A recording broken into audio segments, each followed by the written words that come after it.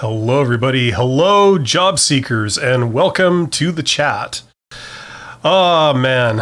I may look like I just woke up, but I assure you it's just a rumor. Trick of the light. Must be the altitude. Welcome, everybody. Welcome. I see there are two people here. So welcome, everybody who's looking for a job, who's between jobs, who's looking to learn about how to achieve great things in your career. That's what we're here to talk about. I am Bill, the company's expert, and thank you for joining me today. Right off the bat, I guess I'd like to congratulate Alex K for joining my channel as a member. Congratulations. Today, we're going to talk about horrifying job interviews. And this is something that I know that a lot of you guys that watch my channel regularly, you have some strong feelings about.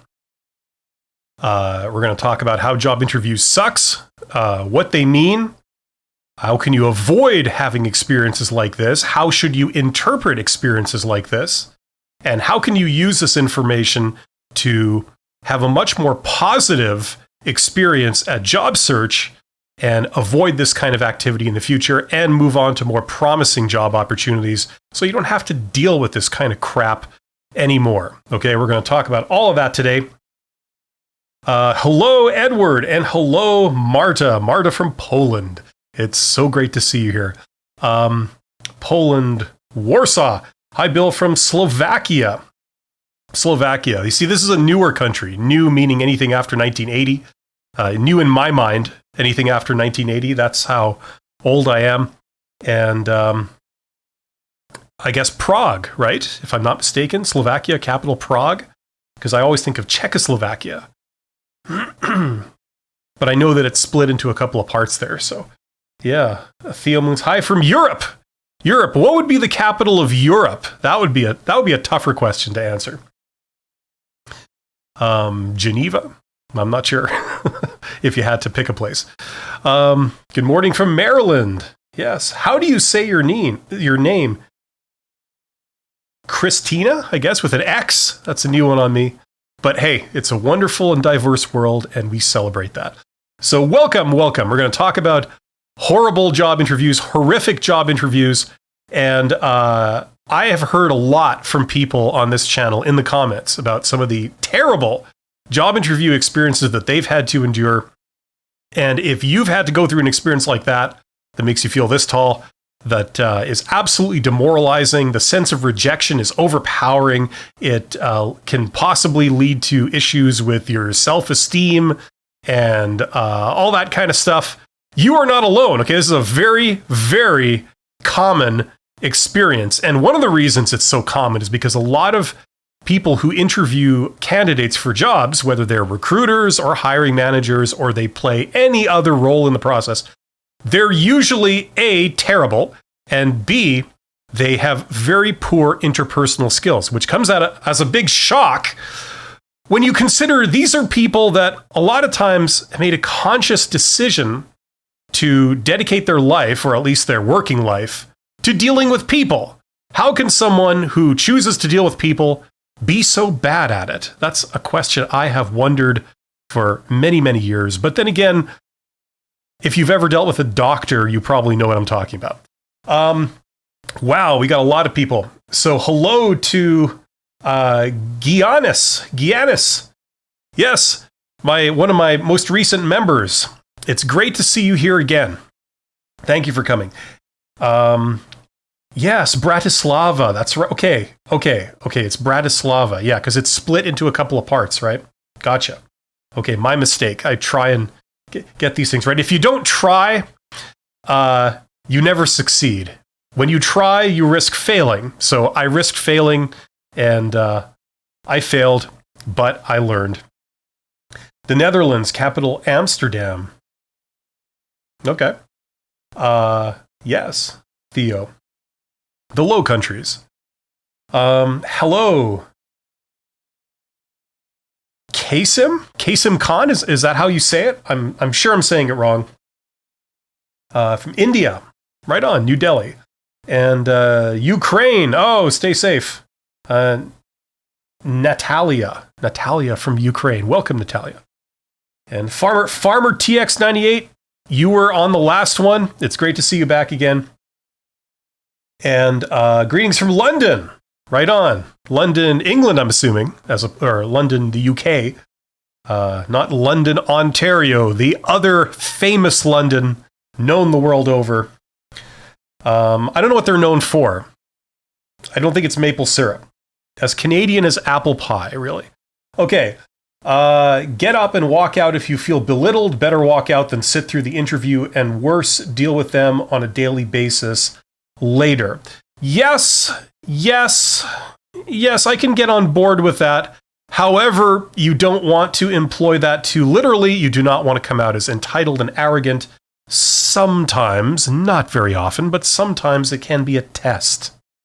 But thank you for kicking off our discussion. Authorita. That's good. I like that name. It's a good, solid name. Leon from Guyana. Right on. I used to know the capital of Guyana. You're going to tell me, if you tell me it, it'll be like, it's on the tip of my mind. Greetings from Miami, Florida. Miami, Florida. Hello, sir. This is Sakshi from India. Hello, Sakshi. And Felix, I'm currently waiting for an answer from a job interview where I've used your videos to prepare. Wish me luck. Greetings from Germany. Well, good luck.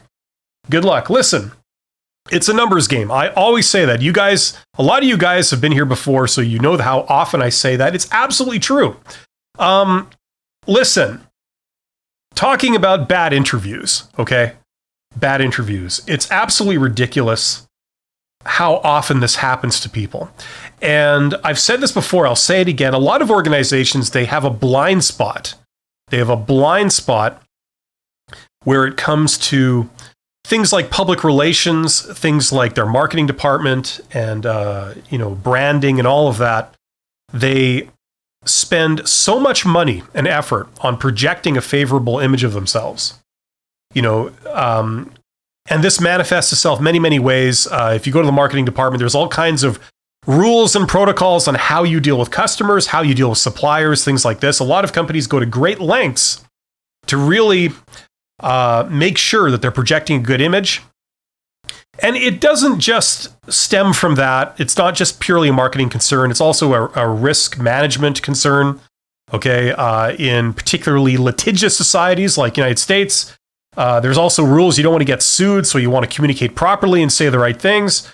So whenever you deal with customers, whenever you deal with suppliers, vendors, any other entity or stakeholder in your business, they have all kinds of rules about this, and they go to great efforts to doing it right.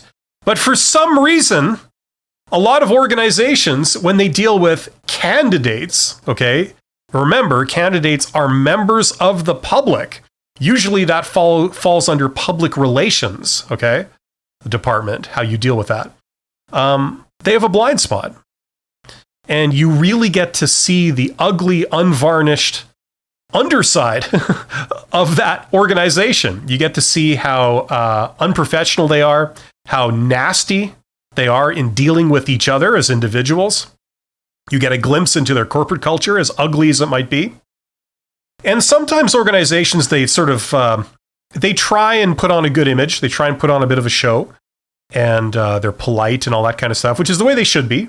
They should always treat people with respect, even if their culture on the inside is not really very respectful corporate culture where they treat everybody with respect.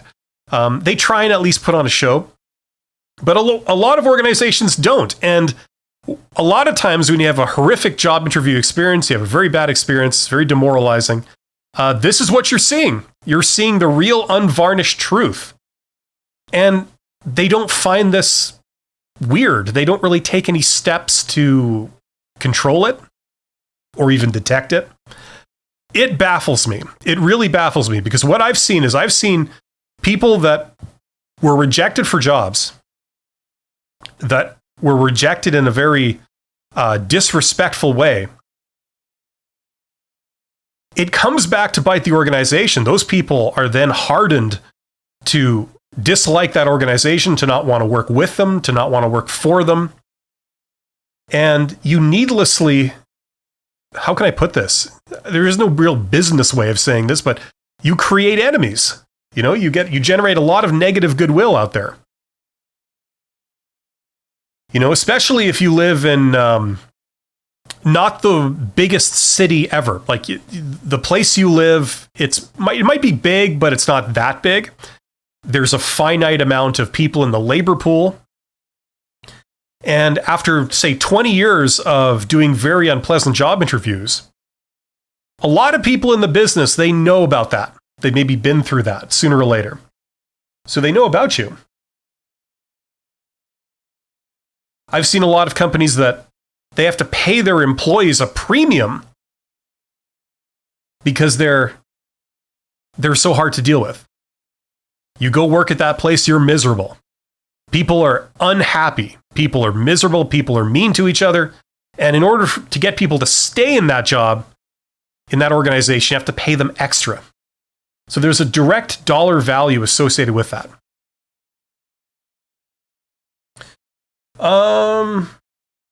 Let's go back to you guys for a second here. Let's see. Hello, may I ask a quick question? Certainly you may. That's what I'm here for. Would you consider a driver's license for auto transmission cars only in a country that mainly drives stick a hindrance for the purpose of getting a job? Yes, I would. I mean, I'm assuming that you're in an industry where you're going to be driving a vehicle on behalf of the company. Like maybe you're a truck driver or some kind of, in supply chain logistics, something like that, where like that's your job, that's your main line. Yes, if I were you, I would try to, rather than putting your efforts into trying to manage this perceived drawback, put your effort into just driving a stick. I drive a stick. It's really not a big deal. Maybe 2 to 4 hours of training and you'll be a whiz. It'll never be a problem ever again. So I'm not sure what you would have to do to develop that ability. If someone has a car with a manual transmission, but you can also, if you need to, you can pay like a little amount, almost at like driver's ed type places, and they can maybe make an arrangement to take you through it. So, but increasingly, we're seeing automatic transmission, but it depends what country you're in. Okay. Another trend is we're going towards self-driving cars. It might take us 100 years to get there, but that's where we're going to go, right? That's where all the technology is pointing, but it may be a long way off. So in the same way, the same logic shows that we're all going to automatic transmission, and that's what happened. That's what has happened, certainly in the West. My understanding is automatic transmission is ubiquitous. So yeah, but still driving a stick, that can be a hindrance right now. Odds are you won't have to deal with it, but that may be a sticking point if they're deciding whether to hire you, because that makes you a higher risk candidate. If ever you have to drive a stick, it'll likely be a problem for you. So hopefully that makes sense. But that's a good question. I have never been asked about that before. Georgetown. Yes, Guyana, Georgetown. That's right. Thank you. Good evening, sir. It's Min again. You're back, my old friend. I love reading the names here. Rouse. It sounds like Rouse, like in German. Rouse. Do you have any favorite questions that you typically ask during interviews? Say the job is middle management involving company strategy. I have a I don't want to call it non-standard or unusual approach, but I just don't do conventional job interviews where you ask those stupid canned questions. Okay? But then again, I don't interview sort of lower worker level people, so it's easier to say this. But what I do is I try and get to know people, okay? I've done stuff on my channel where I talk about how to do an informational interview, okay? I basically do job interviews kind of like that, where I ask people questions about themselves. It's usually starting off with their resume, what they've done. And I ask them, why they've done it, how they've done it, what's their approach to doing it. And you have to book a long time, like over an hour. And if you're talking for over an hour, you do eventually get a better sense of who they are and how they make their decisions and why. You get to see their personality. So, I don't really have any favorite questions other than to ask them about things on their resume and use that as sort of a launching pad to understand, to try and understand who they are, what motivates them, what approach they use, how they do their work, et cetera, et cetera. I find that more productive. It's less efficient in the sense that you have to spend more time with the candidate, but it's much better result. Because as you guys well know, you can hack like a job interview by learning canned answers to questions, having everything prepared. It could all be very non-genuine. It could be very bogus, right? And you're just gaming the whole thing, and whoever games it better can pass, and that's not very effective, right? But that's just me. Most people don't hire that way. Certainly large organizations, certainly entry-level jobs, and certainly jobs for young people coming right out of school. Elsa RM says, I had a job interview yesterday and it went fine thanks to your advice. It seems to make a change. Thanks a lot. No problem. I'm happy it worked out. Listen, as I said, it's a numbers game. Things can go well, things can not go well. It depends on them more than it depends on you, okay? They happen to be looking for a certain thing. They happen to place value on different things. You can't predict that. You can't influence that. If it works, it works. And if it doesn't, it doesn't, okay? The key is to be able to perform as well as you can, okay? But then create many opportunities for yourself. So you're going to a lot of interviews and you're pursuing a lot of good leads, okay? And then you understand how to create for yourself the opportunities that have a higher chance of leading to A, a better job, and B, a more pleasant and favorable experience getting the job. Okay, that's the key, right? Like the bottom line is you're you, okay? And you can't really change yourself. A lot of times we seem to think that we have to change ourselves like a chameleon to adapt to whatever they place value on. And like, okay, maybe if you analyze it to the nth degree, you can try and do that to a very small degree, but like, you're not going to change yourself. Your resume is what it is. Your personality is what it is. Your communication skills, interpersonal skills, all that kind of stuff, charisma, it's what it is. We can do a little bit to try and improve that over the years, right? But the key is just finding an organization that is looking for someone like you. That's the key. And then when you show up, they go, oh, you're perfect, right? That's the idea. You show up for another type of job where they're looking for something else and they think, you're a non-starter, right? There's nothing wrong with you. It's just they're looking for something else. Okay, that's what this process is, okay? If everyone really understood that, there would not be as many people that go through the emotional turmoil of rejection as there are when you realize that reality. It's like when you go to the store and you're shopping for food or something, and there's many items that you see. And the store is basically saying, like, look, here's a pitch. Here, buy this. Look, this is its price. This is what it is. This is its expiration date. Have you considered this, right? And you're basically saying, no thanks. I'm not really in the mood for that. I'll get this other thing. That doesn't mean that product is a failure. It just means that at that moment, you happen to be looking for something else, okay? The next person that comes along might buy that product, right? And that's what is going on here, okay, in job search.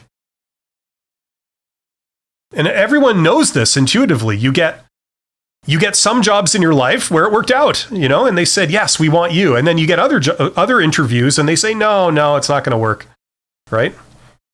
You're just looking for something different. Hey, you guys have stopped sending in questions. Here I am filling time.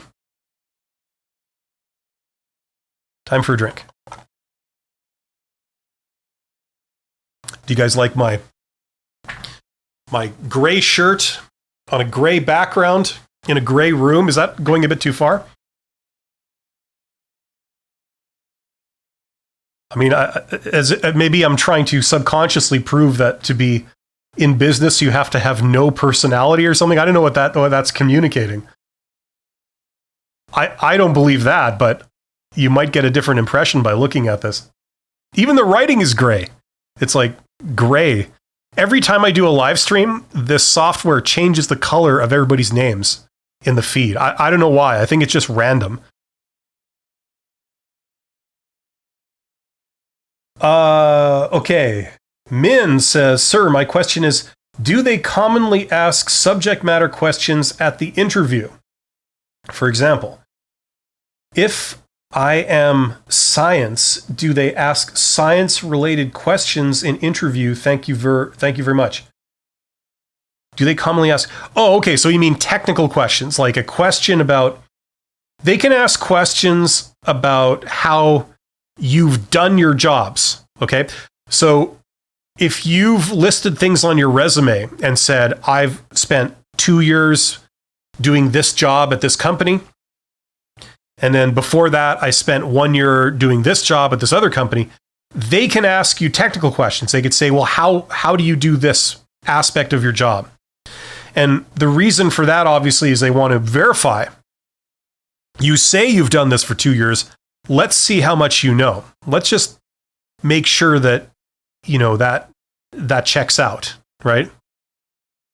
Okay. They can also ask you questions, technical questions, about the job that you're applying for. So you're interviewing for this job. They might ask you some technical questions about how you would go about doing this job to see if you could step right into the role and you kind of know everything, or you might be on a bit of a learning curve. Okay, that has nothing to do with your past. It's asking to see your suitability for the job you're up for. And yes, you can get those. You can get those at every level. Okay? And that a lot of times is something you're going to encounter. It's going to be a component of the interview. The problem is that if you're dealing with a recruiter, recruiters themselves don't know that stuff. They don't know the right answers. Okay, so usually recruiters don't ask questions like that. They can, but often they don't. Instead, if you're interviewing with a hiring manager, the person who would be your boss if you got the job, they may ask a lot of those type of questions because that's stuff that they know. They know the job, they would be your boss, so they'll ask a lot of those questions.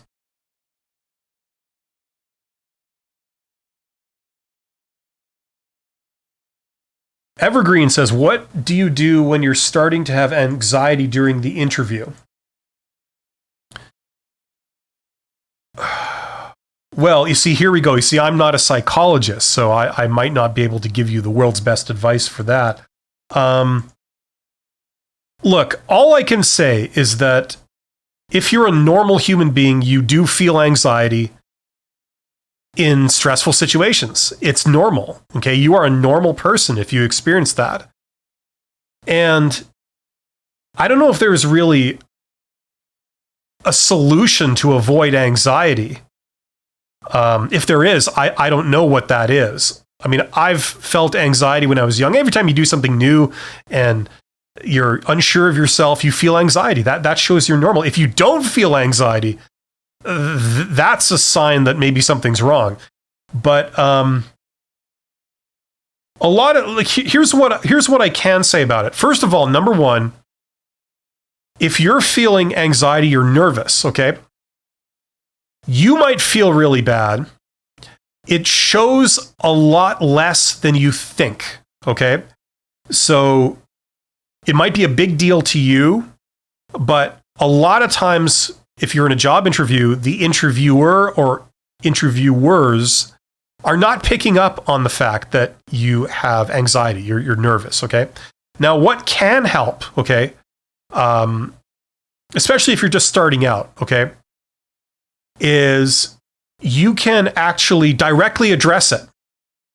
You can say, like, if they ask you a question, you say you don't know the answer or it's hard to think of the answer, you could say, like, wow, I'm a lot more nervous doing this than I thought I would be, and just say something like that. Now, the normal human reaction to that is for them to try and be accommodating and say, like, it's all right, don't be nervous, you're doing fine, you're doing great.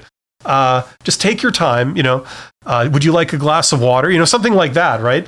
They'll have a favorable response to it, and they'll be more forgiving and they'll be empathetic, okay? Now, obviously, everything is going to happen some of the time, right? But a general rule is that that's how people react to that. So it can sometimes help if it's a real problem that you directly bring it up and say, like, wow, I'm actually pretty nervous here. And you get a favorable response. Okay, sometimes that can help. The only other thing I'll say is that, like, look, this, like a lot of other things in life where you're trying to improve yourself, you improve over time and you learn by doing, okay? The more job interviews you do, the more comfortable you feel. I don't think any normal person will ever get to the point where they're 100% comfortable. They don't feel anxiety at all. They're perfectly calm and relaxed. I don't think anyone really gets to that point. But you do get to the point where you can control it and it's not a problem, okay? Like, even I feel a little bit of anxiety doing a live stream, and I haven't prepared anything. It's just like, okay, I'm committing to talk for 2 hours, no matter what's going on, no matter how many people are listening, if any, and I haven't prepared anything. I figure I'll just get questions and I can maybe fill a little bit, but, you still feel a little bit nervous. So, I mean, that's just a part of it. The more of that you do, the more comfortable you get, the more confident you become in your own abilities, and the less of a problem it is. So I'm not sure if I could really recommend anything that would eliminate anxiety when you're new to interviews, for example. What I can say is that you're normal, and there are some things you can do, but you're doing fine, and it's a normal part of this. And the more you do, the better you get. That's all I can really say. So I don't know, hopefully that was somewhat useful.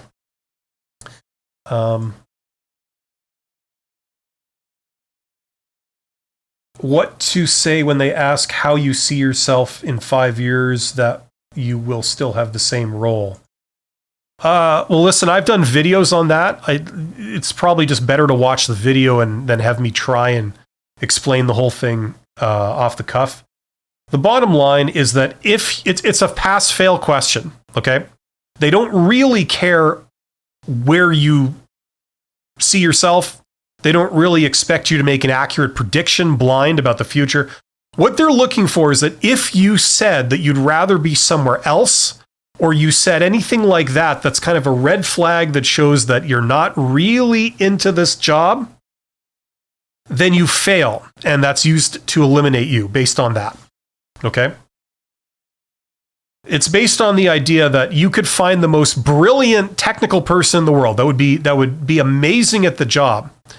But if they don't want to really do that job, then you shouldn't hire them, because if you hire them, their heart won't be in it. They won't have any intention to stay long term, and they'll be looking for another job pretty much as soon as they get in there because they feel they can do better and they want to do something else, right? So that's all the question is for, okay? That's what it's really looking for. But check out my video. In fact, let me see if I can do something for you here. Okay? I am going to, I always recommend people, I say, check out this video of mine or that video of mine. Let me see if I can put my money where my mouth is and do this properly here. Okay, so this is my channel. I can't actually, here, if I can go down here. So this is what I would do.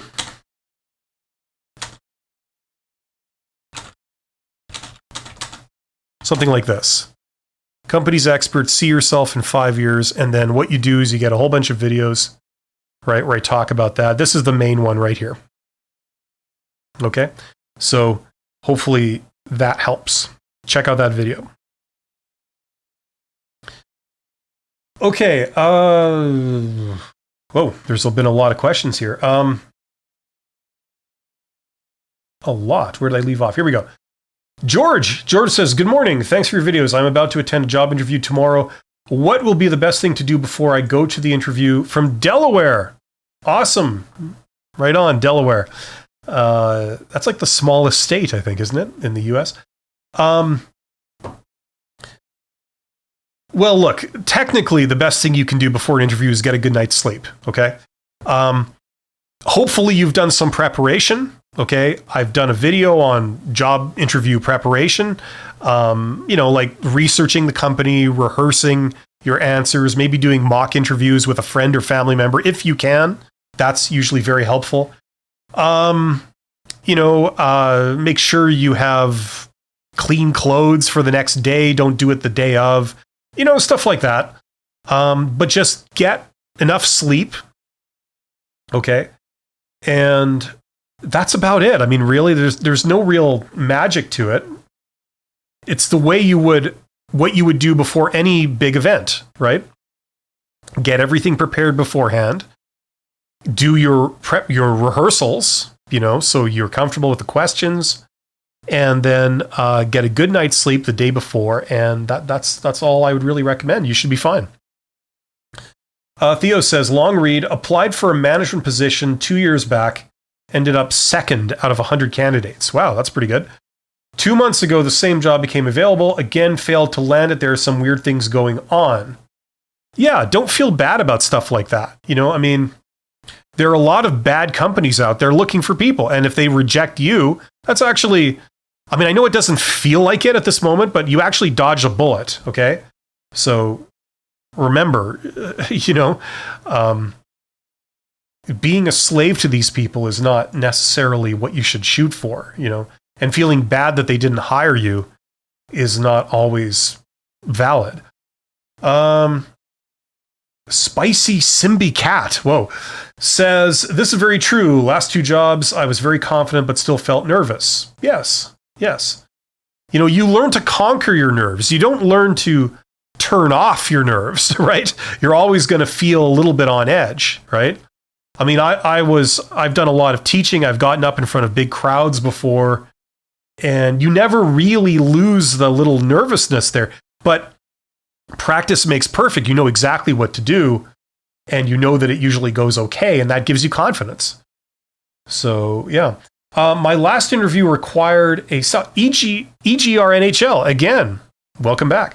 My last interview required a salary. I gave them a smaller range within the job range. How will this impact me asking for more if offered the job? What else could I have done differently? Well, you kind of did what I don't recommend to do. I say give a big range, not a small range. Okay, if you give a small range, you're just locking yourself into like practically a number. Okay, so that's bad. So yes, it will harm you later on. It'll be very hard to try and get more money later if you gave a very small range. That's why we try not to do that. And the other thing is, don't let these people bully you. Like if you give an answer in a job interview, a common tactic they use is to somehow indicate to you that that's not good enough. And that's a great example with the salary question, right? They say like, you need to give us your salary expectations. You say like, well, I don't really know much about the company or the I just know the sort of job posting. That's all I've got to go on. And what you guys have said in the last 10 minutes.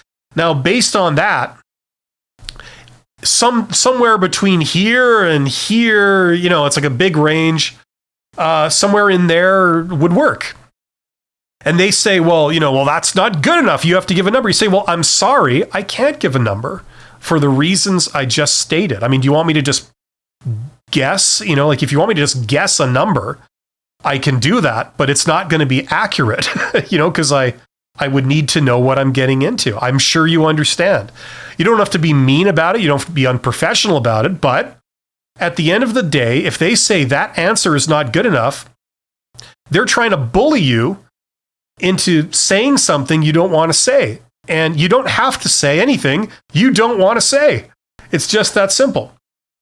The more interviews you do, the more confidence you get with this stuff too. I mean, that's kind of a red flag if they're doing that to you. That's like a red flag in terms of code of conduct, right? I mean, you're not answering to a judge or something. You're just here to see if you have what they're looking for. And if what they say, echoes the fact that it's an opportunity you might want to take, right?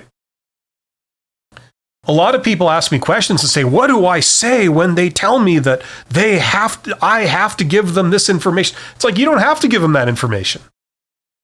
So what might be useful is learn some cordial, polite ways of basically saying no, of saying, I'm sorry that I can't be more helpful to you, or I'm sure you understand, I'm just not able to give you that at this moment, but I can maybe get back to you. I can get back to you with that if absolutely necessary. Something like this, right?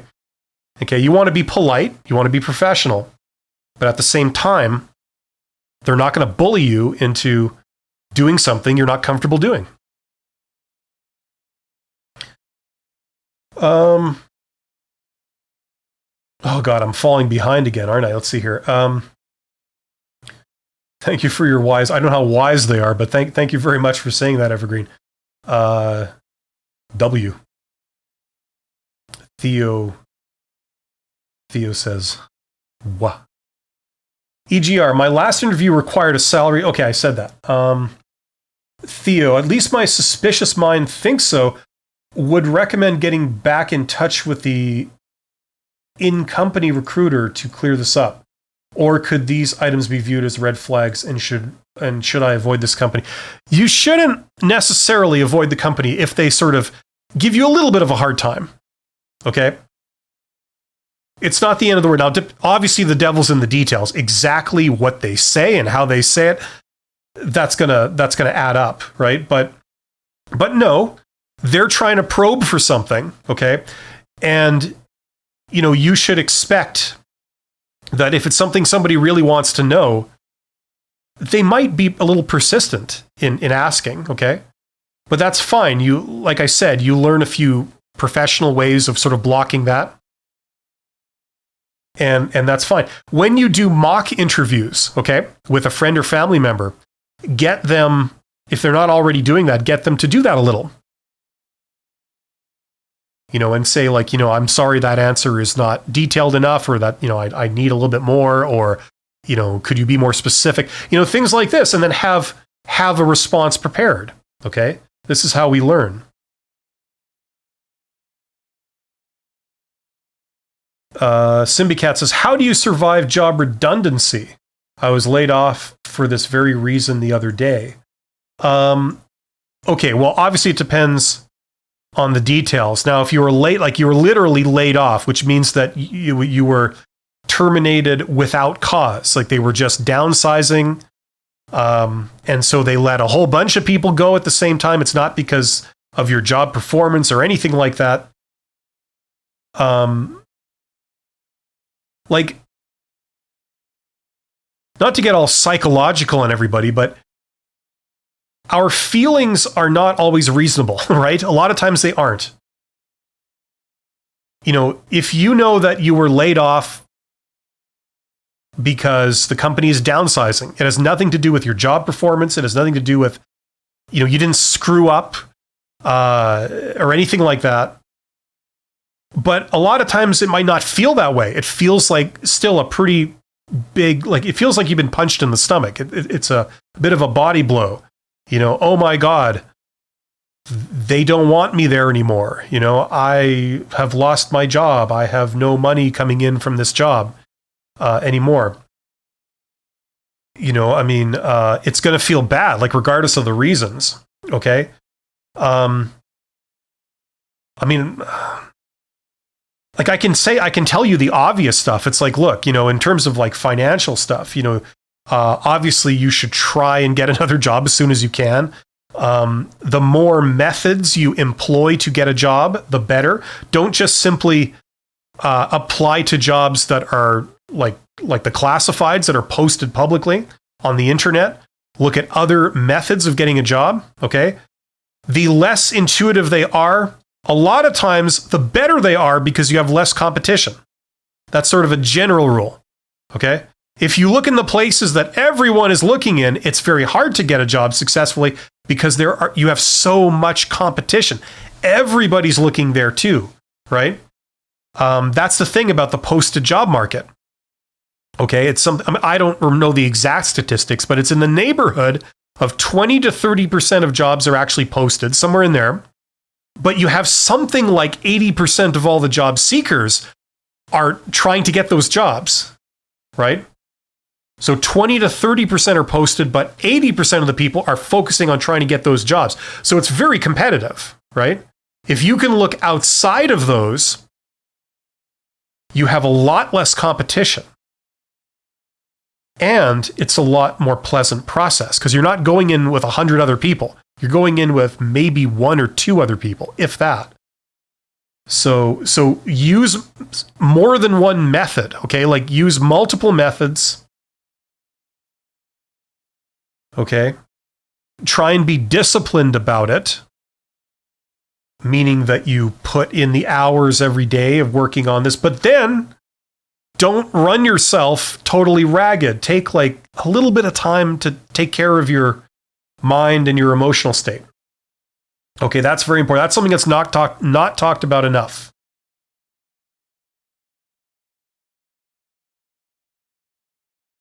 Okay, I was asked a question about my GM. I recognize you. I was asked a question about my greatest weakness that was related to the job. Should I have given them a general weakness? I was concerned they thought I could not do the job. Listen, I've just in the last 2 weeks, I've done a lot of videos on that exact question. Okay, so go and watch my last several videos. I also have a video called What is Your Weakness? Let's do our thing again. Where is it? Here we go.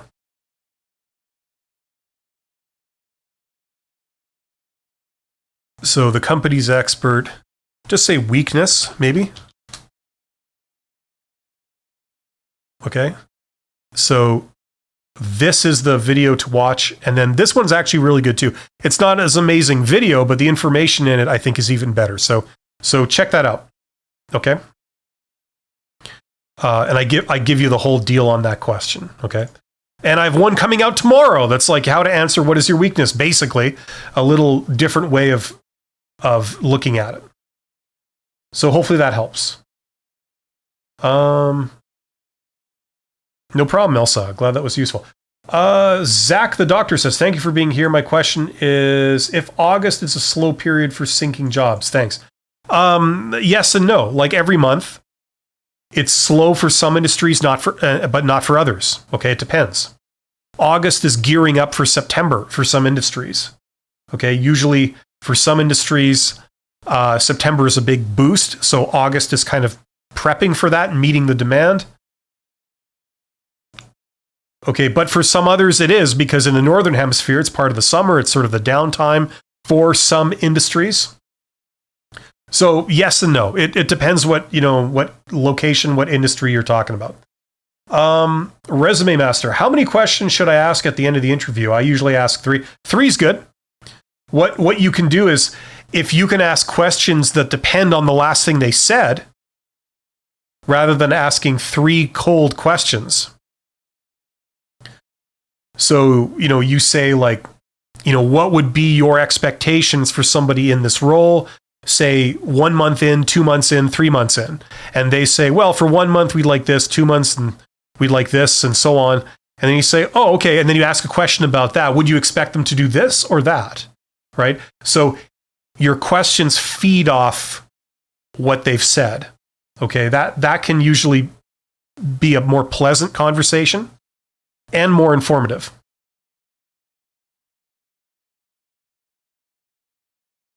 Any good tips for a cover letter and its structure? No, not really. I've done a video on cover letters.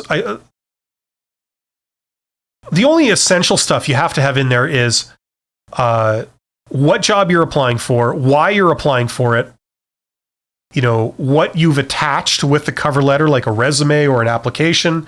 If you have a link to a personal website or something like that, you can use it as, a place to have that.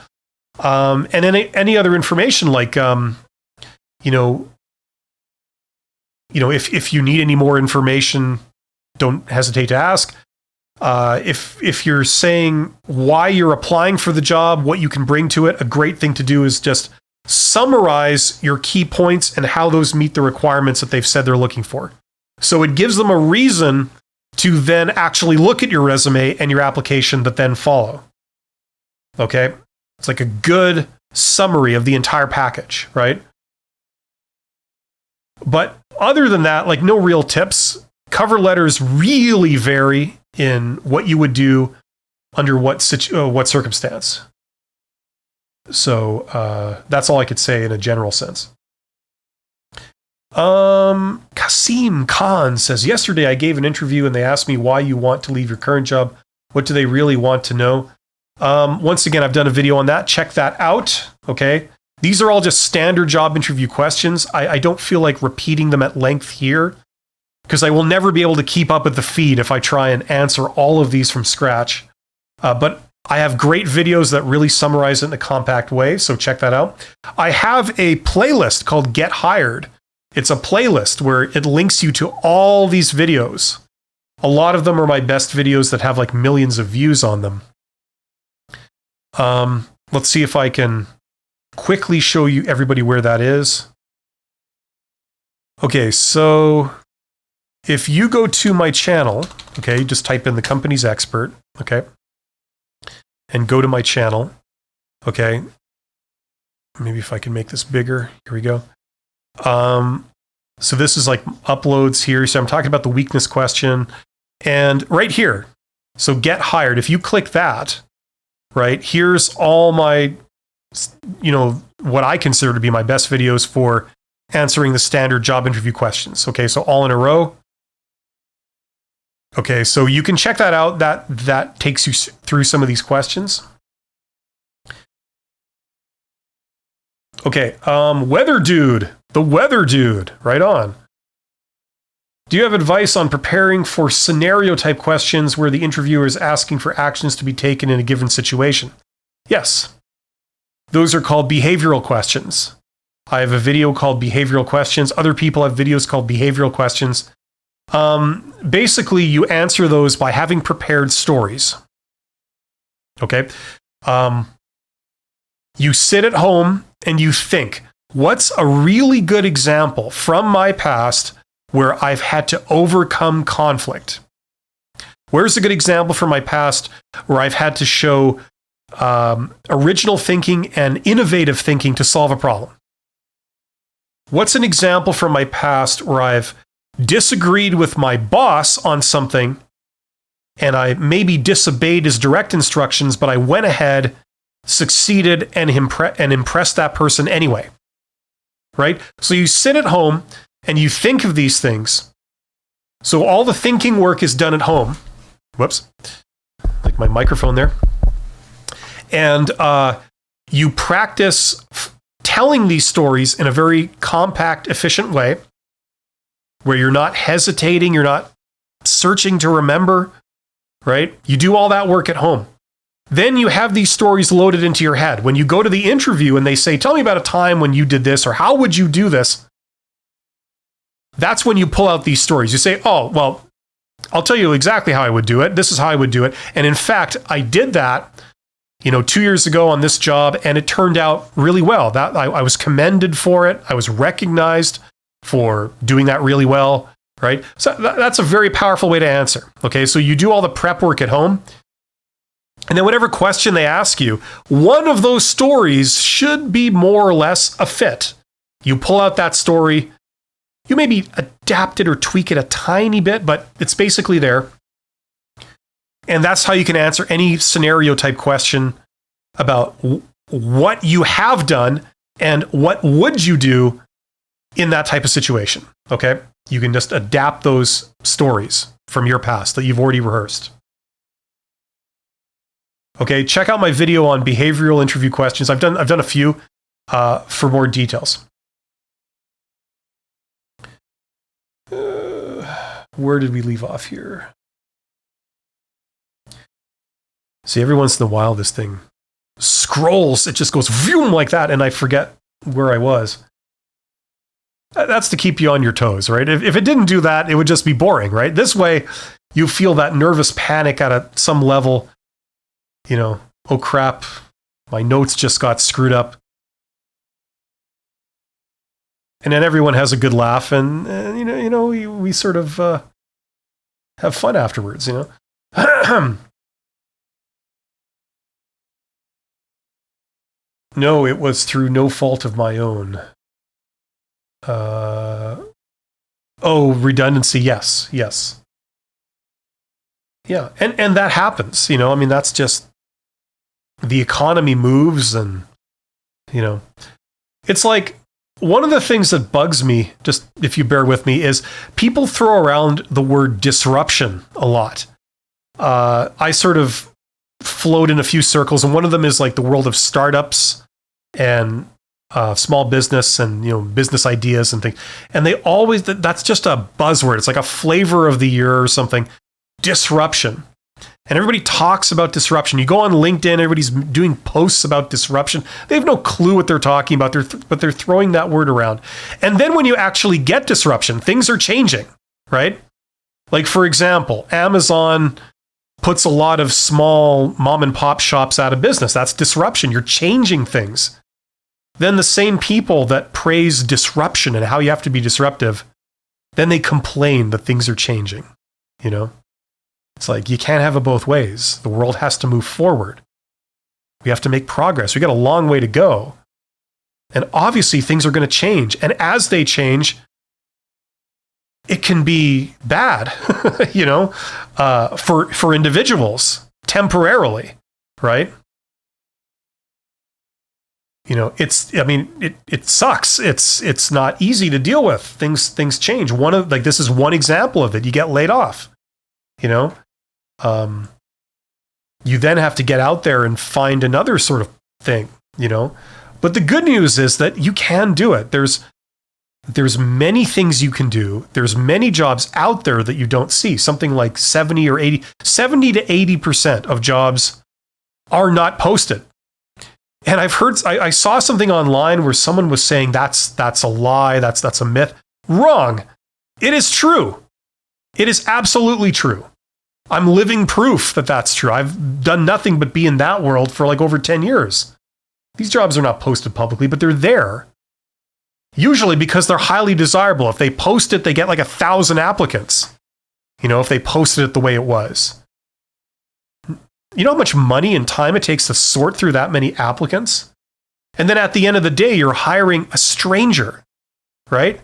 That's not actually a desirable thing. If you could hire someone that either you know is a good person or someone who works with you will vouch for that person and say, look, you trust me, right? Well, I stake my reputation on the fact that this person I'm recommending to you is good. You will not be disappointed, right? You know, that's the way the world works a lot of times. They get a shot because of that. Because without knowing anything about them, someone you trust is willing to vouch for them, right? Someone you trust is impressed by them. So would you choose that over a total stranger? Yes, you would. Because with a total stranger, it's higher risk. You don't really know them. They could be a psychopath. They could be crazy. They could be a fraud. They could be completely incompetent. You wouldn't know. They can fake references. They can draw up a fake resume. I mean, you don't know. It takes money and time to verify that stuff. So this is why, I mean, I sound like a broken record. I'm sorry for you guys that always come on my live streams. This is how things work. You give that person a shot because they've at least got that going in their favor, right? So the good news is that you can take advantage of this. You don't have to be some extrovert. You don't have to know a million people. I'm one of the biggest introverts. I mean, you do this. You do this through social networking. If you know what to say, which really isn't that hard, and just by being proactive and doing a little research and a little background work, you can make this work for you. You get there first. Before they post the job, before they start looking, you've already shown up saying, hey, I'm here. I'm great at this. I solve this problem. If ever you're looking, please let me know. I'd love to work at your company. And that's all. And people, when they get there, they go, oh, that's impressive. This person must be serious. And I like how professional they are. And I can tell they care about this job because they're going out of their way to contact me. And it feels real. It doesn't feel like I'm given a template message, which, let me tell you, a lot of salespeople do. You ever get those messages from salespeople? They just want to sell you something, so they give you this template message that you can tell is not tailored to you at all. Hello, friend. I've heard so much about you. I'm really impressed by what I know about you. Have you considered checking out this product? It's like, delete, right? But if you say something, more personable, hello, I checked out your profile. I see you have this. That's quite impressive. I'd love to be able to sit down with you and ask you a few questions. If ever you're looking for this, people are more impressed by that. Okay, I'm hopelessly falling behind here. Listen, if you've asked a question and I haven't gotten to it, just do a super chat. As a way to break through this, I will prioritize the super chats. But I have to go at a faster pace because you guys are so awesome and you've been sending in so many questions. A lot of them very intelligent. Okay, where was I here? Okay, civil engineer. At one interview earlier this year, I was asked a question about what professionalism I would bring to the job. How would I best answer this question? I gave them some attributes. Okay, between you and me, if someone asked me that, internally, I'd be thinking, what a bullshit question. Like what an absolute bullshit question. I mean, what the hell does that mean? That's what I'm thinking. What I would say would be, well, listen, okay. Number one, I'd make sure that I act professionally at all times. That means that when I'm dealing with other employees, I'm professional. I exhibit great communication skills. I try to be emotionally intelligent. I try to respect the feelings of the people that have to work with me. I try and be respectful to others. And I try and project a positive image of not only myself, but of the organization. And this is particularly important when I have to deal with people outside the organization. If I'm dealing with customers, or I'm dealing with suppliers, or inspectors, or any other outside entity, I make sure that I act professional and display integrity and display attentiveness and respect at all times. And I would bring that to every aspect of the job. And at all times, it would be an always on times thing. And what you're seeing right now is, I hope, to be a preview of how I would communicate with others and treat others. So, something like that. I mean, it's like these questions that are so general that it's so stupid. And detail-oriented people like myself, I know some of you guys are like detail-oriented people. You do not do well with these kinds of extremely general questions, right? We're so used to dealing with actual things where you focus on how to do a specific thing right that you never think about, like, what does success look like to me? You know what I mean? It's hard to answer in the spur of the moment. What to say when they ask about divorce or marital life?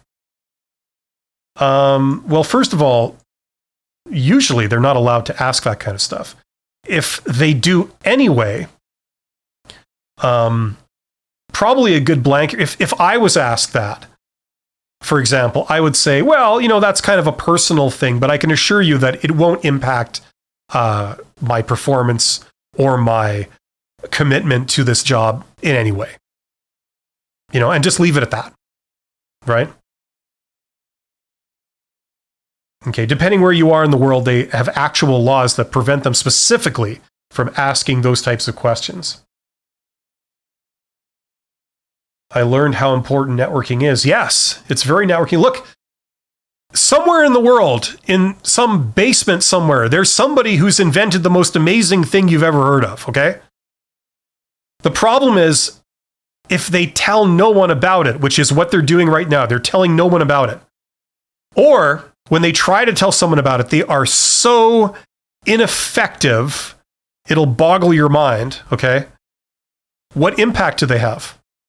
Are they benefiting? Are they prospering because of it? No. It's a component that you need, okay? If you're a great employee, and look, all of you guys are valuable, okay? I've never met anyone here yet that is completely unemployable, okay?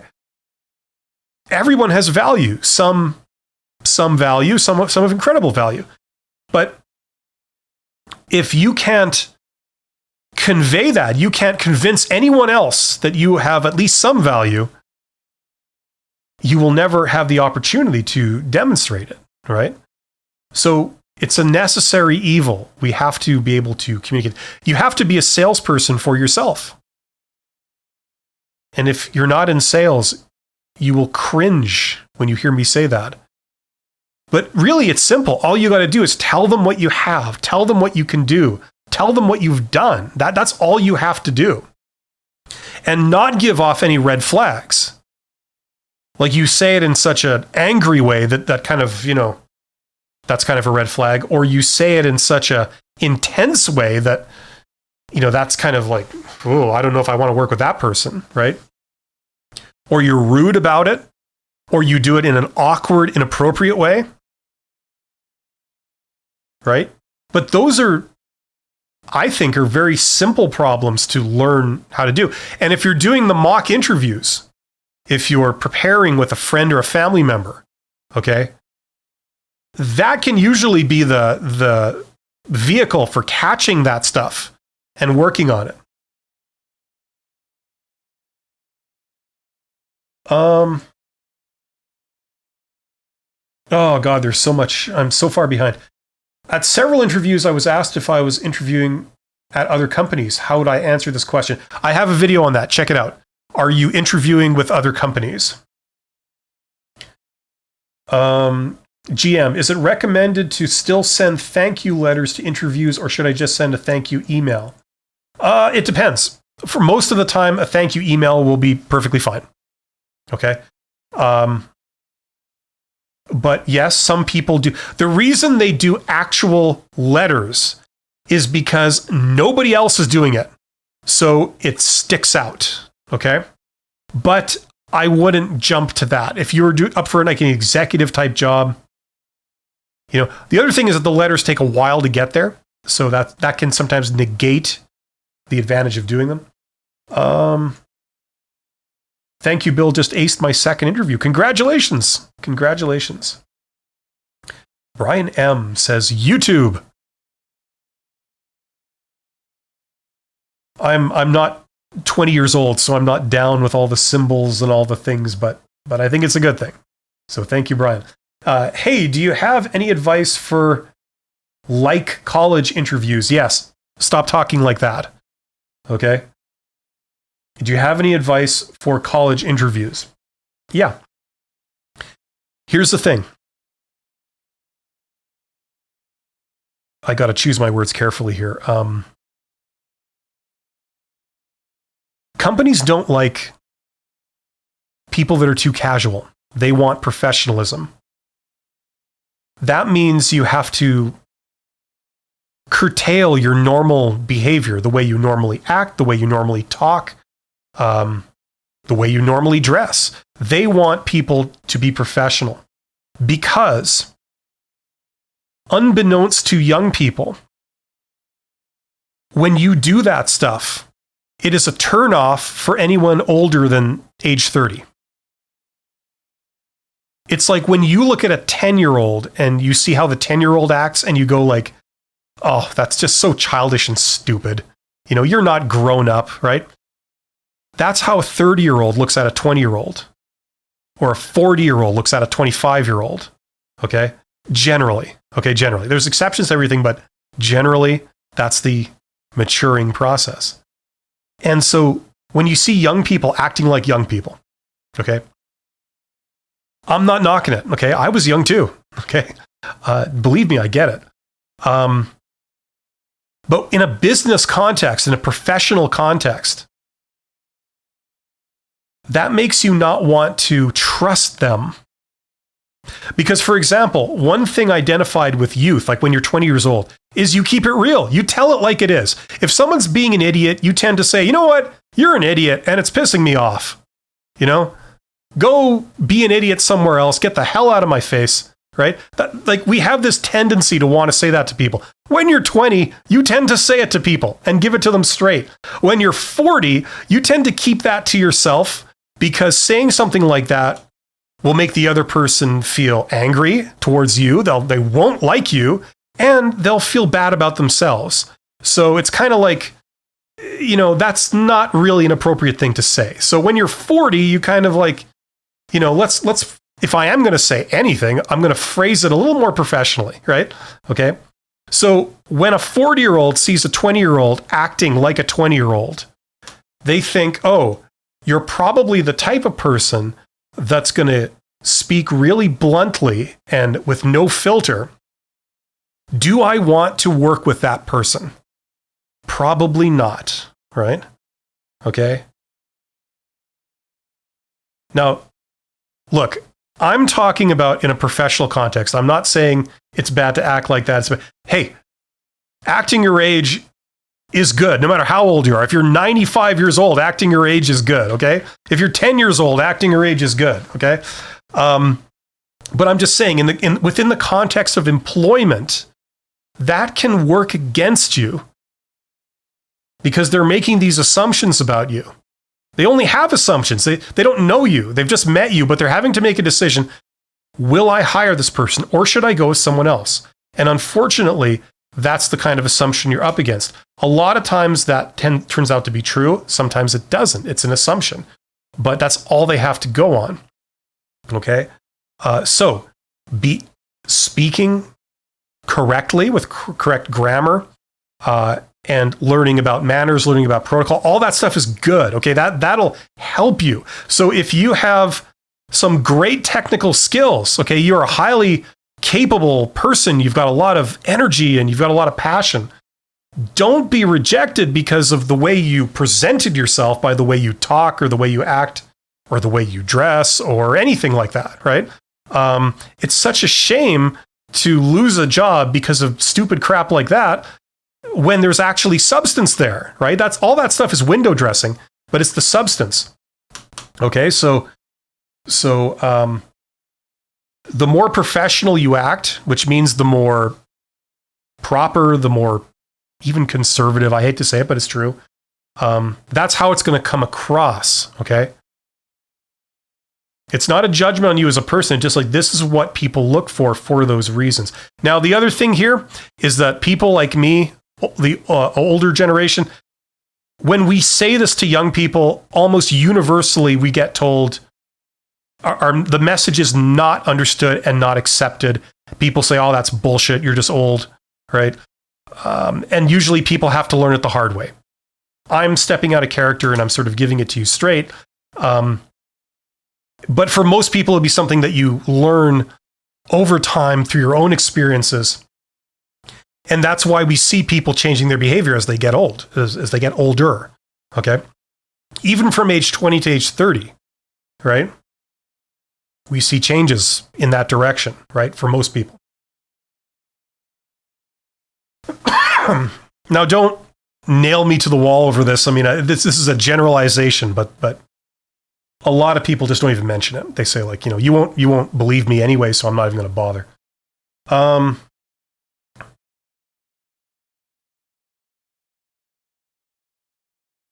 At several interviews, I was asked about. Okay, I read that. I also read that. Radu Dragan. Yep. Hey, Radu, you're back. It's good to see you. Why are some companies so secretive? I had an interview for a company I didn't even know the name of. I asked the hiring manager what the name of the company was, and they still refused to tell me. There's several reasons why they do that are standard. All of them are bad. Okay. Sometimes because there are people out in the public that are so angry with them that they don't want to advertise. Okay. Another reason is because something weird is going on. They're going to try and replace somebody in the company that doesn't know they're being replaced. That kind of thing. Okay. There's a bunch of reasons. It could also be borderline fraudulent or exploitative kind of thing. There's a bunch of reasons. Generally, none of them are good. Okay. Generally. Jim, I'm concerned that my stories are not good enough for an upcoming interview, but I limited experience for conflict questions or time management questions. What should I do in this situation?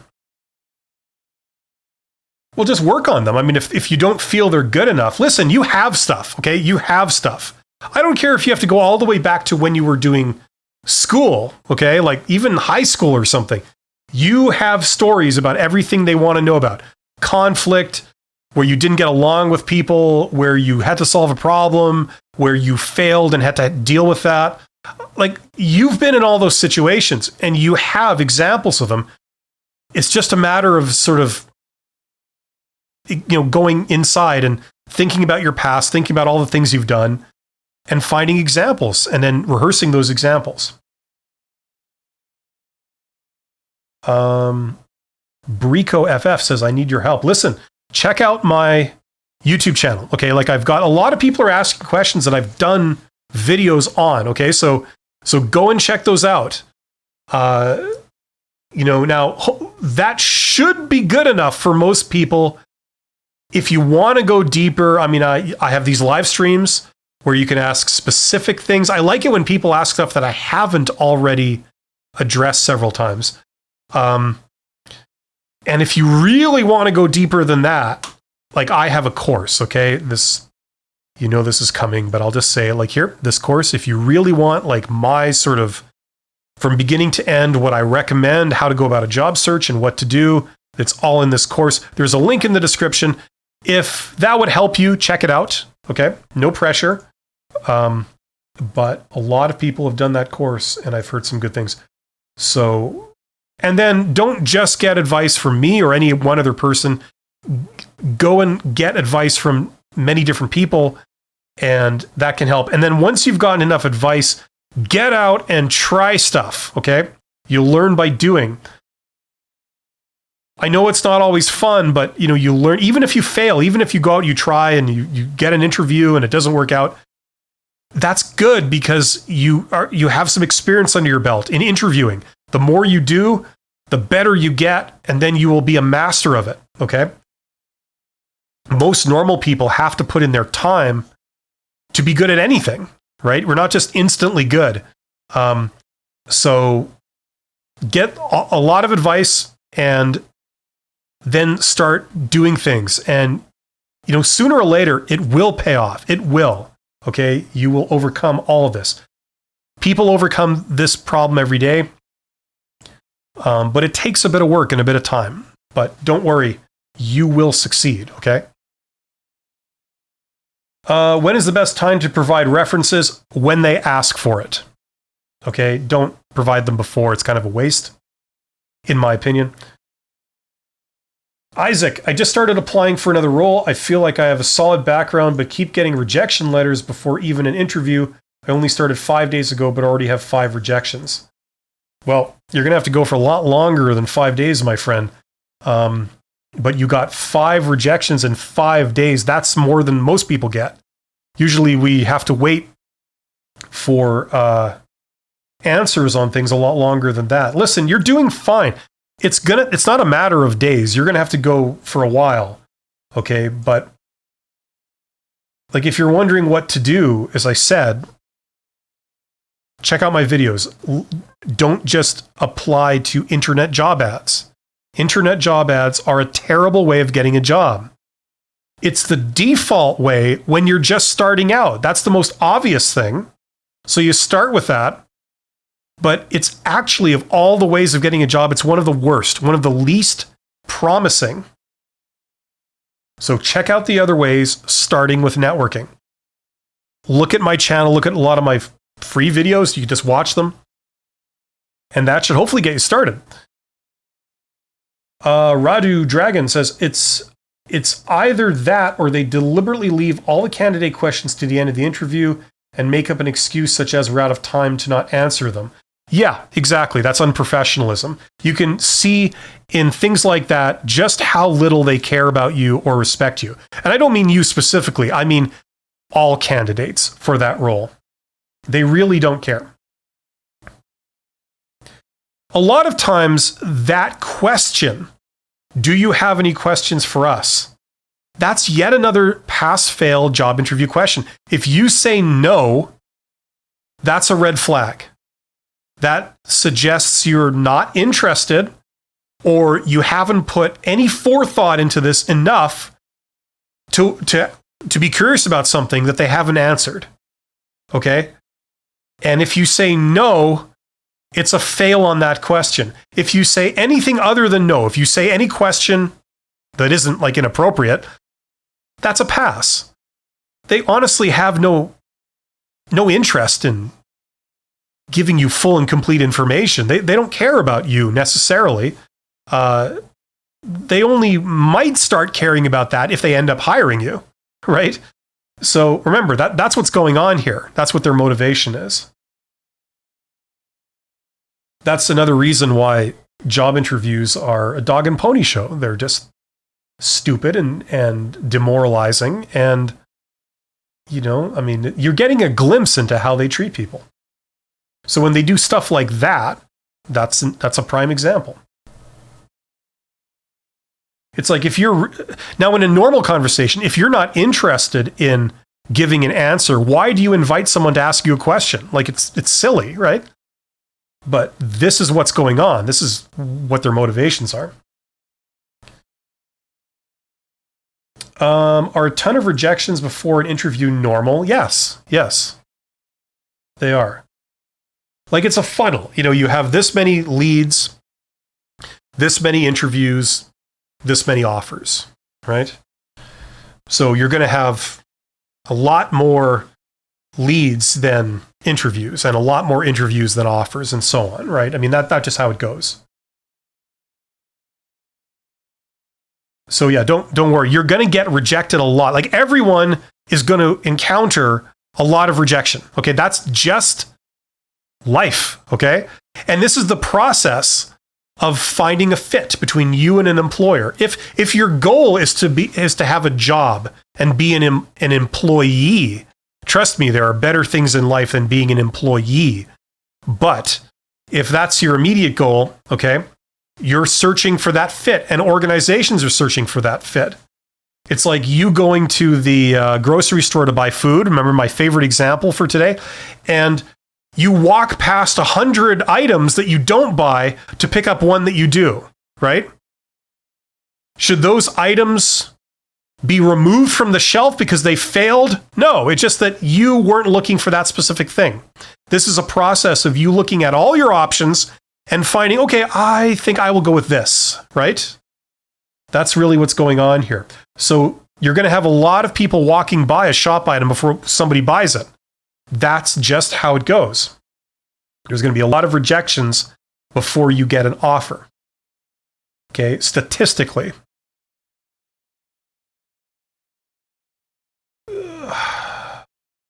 Where am I here? This always keeps jumping around. God, I'm getting bug-eyed here. Can you see me going bug-eyed? Trying to read this little writing. I do those thumbnails for my videos where I try and do like the funny faces, right? The kind of, the wild eyes, right? I don't have to make that up for this. This is kind of how I feel.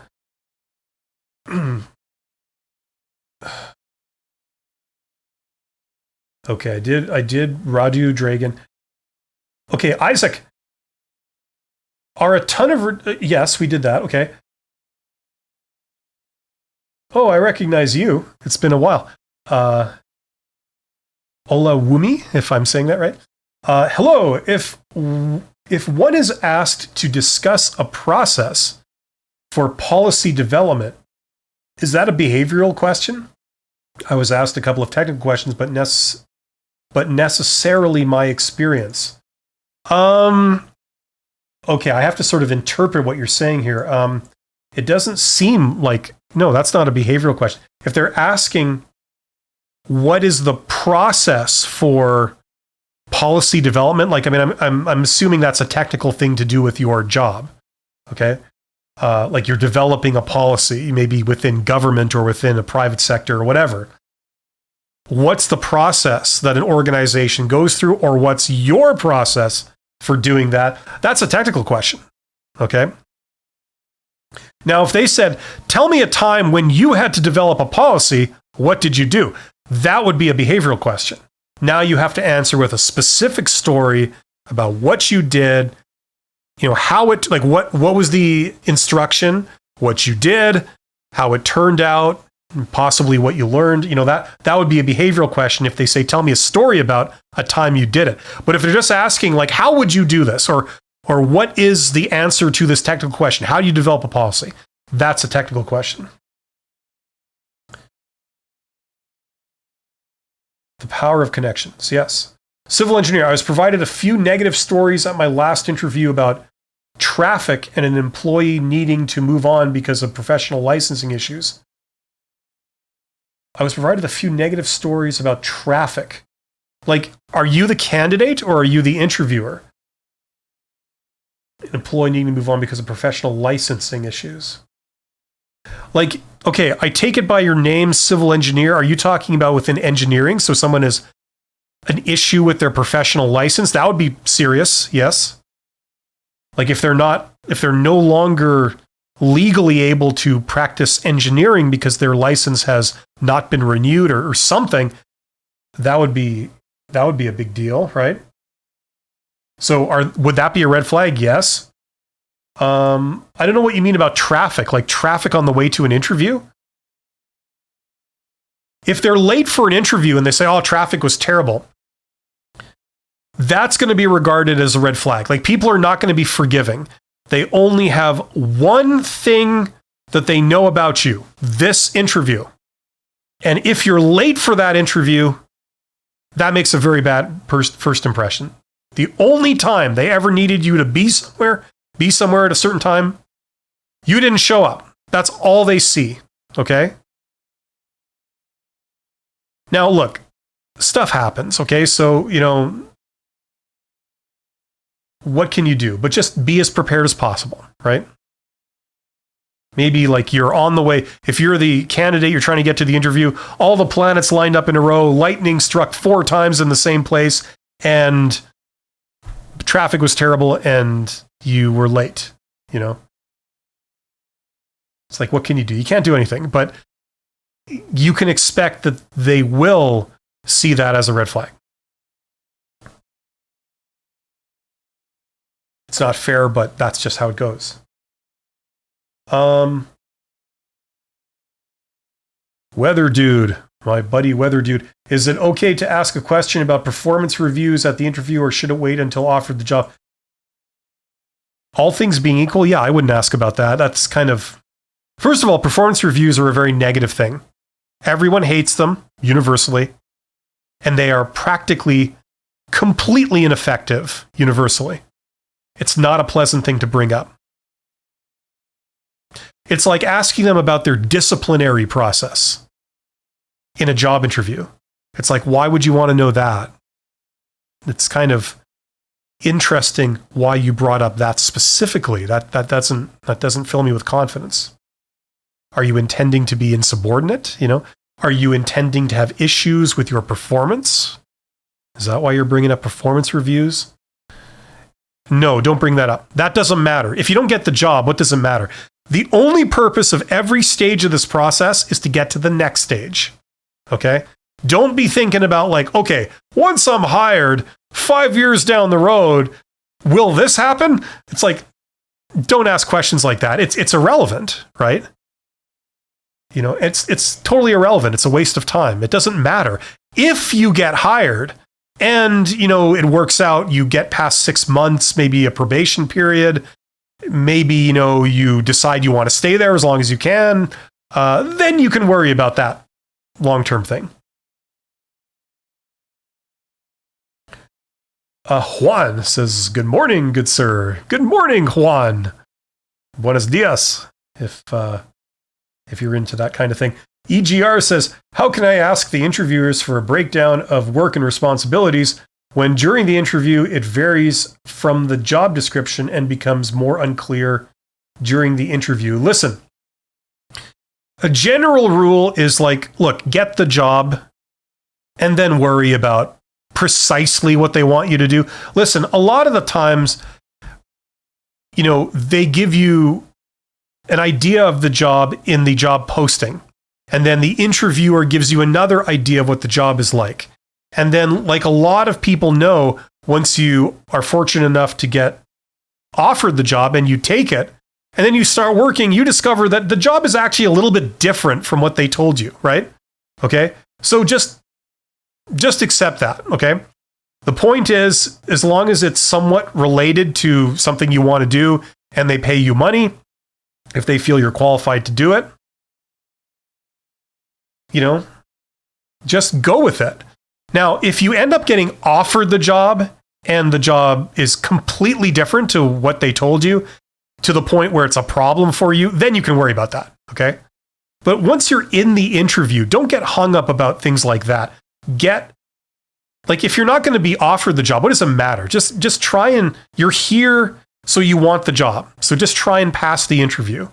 And bringing up concerns or issues in the job interview that are not an issue you got to address is not the way to pass, right? If they don't see it as a problem, don't bring it up and make it a problem. You know what I mean? That's kind of my general approach. Obviously, if they do something really weird, then yes. But at that point, once again, it doesn't matter. If it's really weird, you're just going to probably end the process.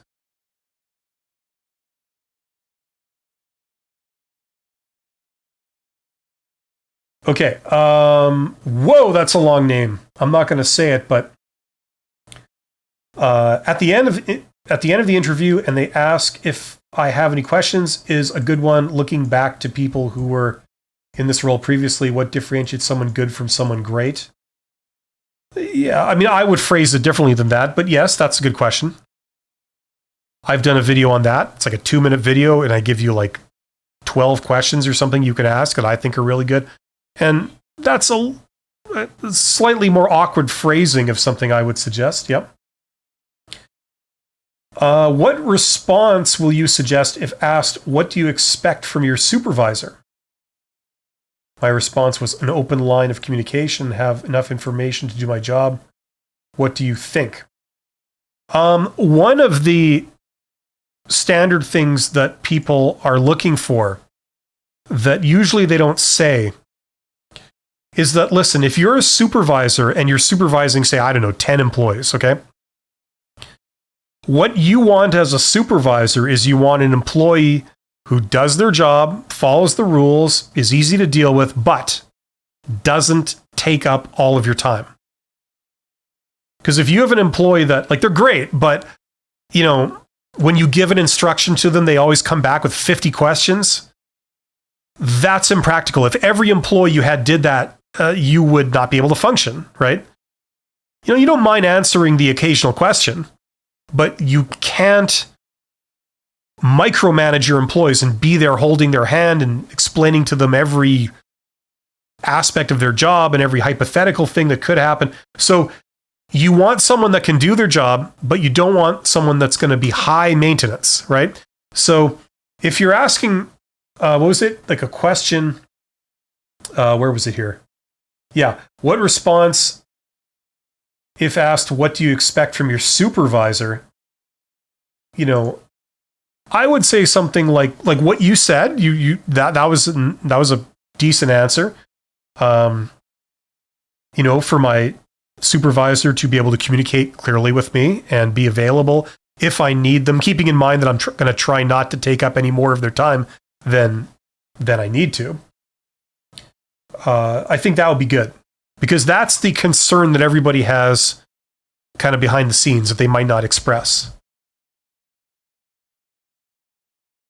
Weather Dude, if contacted by the hiring manager or one of the interviewers after the interview, what kind of questions can I ask them? The hiring manager one time decided to discuss the job after the interview. Listen, generally, I mean, if they're going to contact you after the interview, it's encouraging, right? Because technically if they're going to reject you, it doesn't make any sense for them to invest any more of their time on you, right? So you can regard it as a good thing, okay? I mean, like I said, I have a video on the kind of questions you can ask, and there's several of them. If you have, chances are you will not have asked all of those in your original interview. So you can ask more of those, right? Unless they've said something about the job that you're genuinely curious about and you want to, could you explain a bit more? Listen, people like people who are interested in you, right? When someone comes to you and asks questions about you, how do you do this? Why do you do it that way instead of this other way? We tend to want to answer those questions because we're explaining our opinions, we're explaining things about ourselves. Don't ask questions. If I had to give advice on this, I would say don't ask questions that are all about you, right? What kind of benefits do you have? What time do I have to be at work? Those are not good questions to ask. If you're interviewing for a job where you work in a plant where they make plastic pipes, right? And you're talking to the hiring manager, the plant manager who runs the place, and they're interviewing you. They're talking, you've had a job interview with them, and they've contacted you after the fact. And they've talked to you a little bit about what the job entails and what they do at the plant. You could ask them a question like, you said a moment ago that you do this particular process for manufacturing the pipes. Have you done that a long time? I know that has these advantages. What other advantages are there? Are there any more advantages to doing it that way? Something like that. And they'll give you a technical answer. Now, the answer might be irrelevant, but what it's demonstrating is that you're interested, and you're interested about working there and about what they do. And it's kind of a cool thing for you. Okay. So that's why you want to communicate that. You want to say, look, I'm interested in this job and I have a genuine interest in how it's done and how you guys did it there. And if you only say favorable things, they say, oh, well, this has the other advantage. And you say, oh, that's really good. I never thought of that. That makes a lot of sense. You're signaling that you're the type of person that has a positive response. You're easy to deal with. You come back with something positive. You don't come back and say, well, I don't know if that really works, right? That would be a negative thing. That signals that you'd be hard to deal with. You'd be very negative. So ask them about them. Say positive things, and wherever the conversation goes, wherever they lead it, you kind of respond with that kind of thing, and that should generally go well. At the end of that, they'll hopefully left with the impression that you're the type of person that would get along great with them, would work well with them, and you genuinely be happy there, right? And that's what you want to communicate.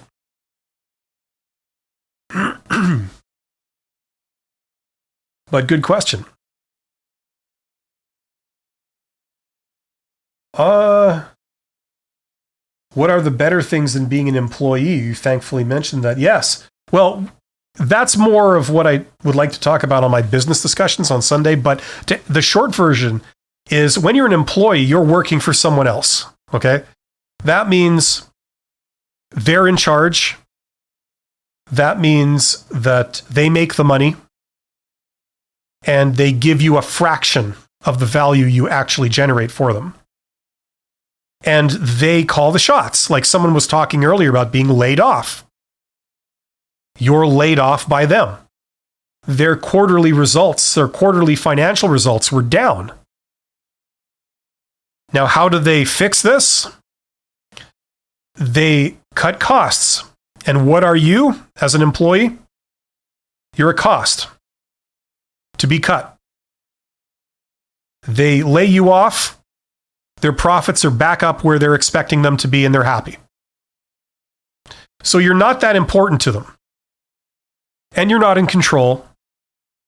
And you have to sort of live, like the relationship is you have to sort of be on your knees begging them for a source of income. You're not in charge. They're in charge and you're not. So that's the employee situation. I also talked about this, I think a week ago, where there's other disadvantages to being an employee. Like, for example, one thing in the news recently, at least where I am in North America, was inflation. Okay, monetary inflation. So the buying power of your money is going down. Now, this is a problem if you are on a fixed income. So you make a salary or you make an hourly wage. Now, your salary or hourly wage stays the same, but the buying power of your money goes down. So you lose, right? If you're a business, okay, inflation, okay, that means the profit you make is not worth as much, but then you raise your prices in line with inflation and you make more money. Okay, now you make more money, which is worth less. It has the same real buying power. So you're insulated from the effects of inflation a lot of times, okay? At least from a technical perspective, okay? Because you have control over what your prices are and how you go about doing things. The employee does not. They signed a contract where the employer says, I will pay you money if you do this work, right? And what's happening, at least from my perspective, like what I see, okay, this is just my perspective, is the only difference between you and the employer is that the employer, in addition to understanding the business like you do, they understand the technical side of the job, they also understand the business side of it, right? Now, you've basically said, in a sense, you've said, I don't want to understand the business stuff. That's up to you. I just want to do this technical work. And they say, okay, that's fine. I will take care of the business. But then I'm going to create the arrangement in a way. I'm going to pay you this much money to do this work. And you say, sure, that works fine. And the problem is, because they understand the business and you don't, it's usually not to your advantage to do that. If you could only understand the business yourself, a lot of times in many industries, you could do the same type of work that you're already doing, except that you're in business for yourself. And that way, you get to keep all the money that you make rather than giving most of it to somebody else who ends up being your boss and treating you like crap. So from that perspective, being an employee is not the greatest thing. That's why richer people tend to not be employees. They tend to be in charge, right? And it's usually like a chicken and egg thing. The more in charge you are, the more prosperous you are. But I mean, that's a more advanced topic. Like when people are young, you start out by being an employee. I recommend that for everyone. You can't just start out by being the boss. You don't know what to do. You have to be the employee first, and then you learn, and then you aspire to more, and then you add more skills and experience. And then if you try stuff, then you can be a boss. You can go into business for yourself. And you don't have a boss. And then the harder you work, the more money you make, and that's a decision that you make for yourself. And it's on your own terms. If you don't want to work weekends, you don't work weekends. If you don't mind working on the midnight shift, you can work on the midnight shift. You have more control.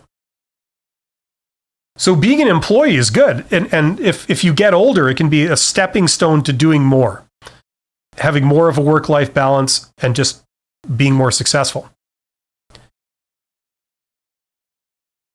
But that's what I'd like to talk about on my Sunday live streams, it's called Let's Talk Business, where we talk more about that kind of stuff.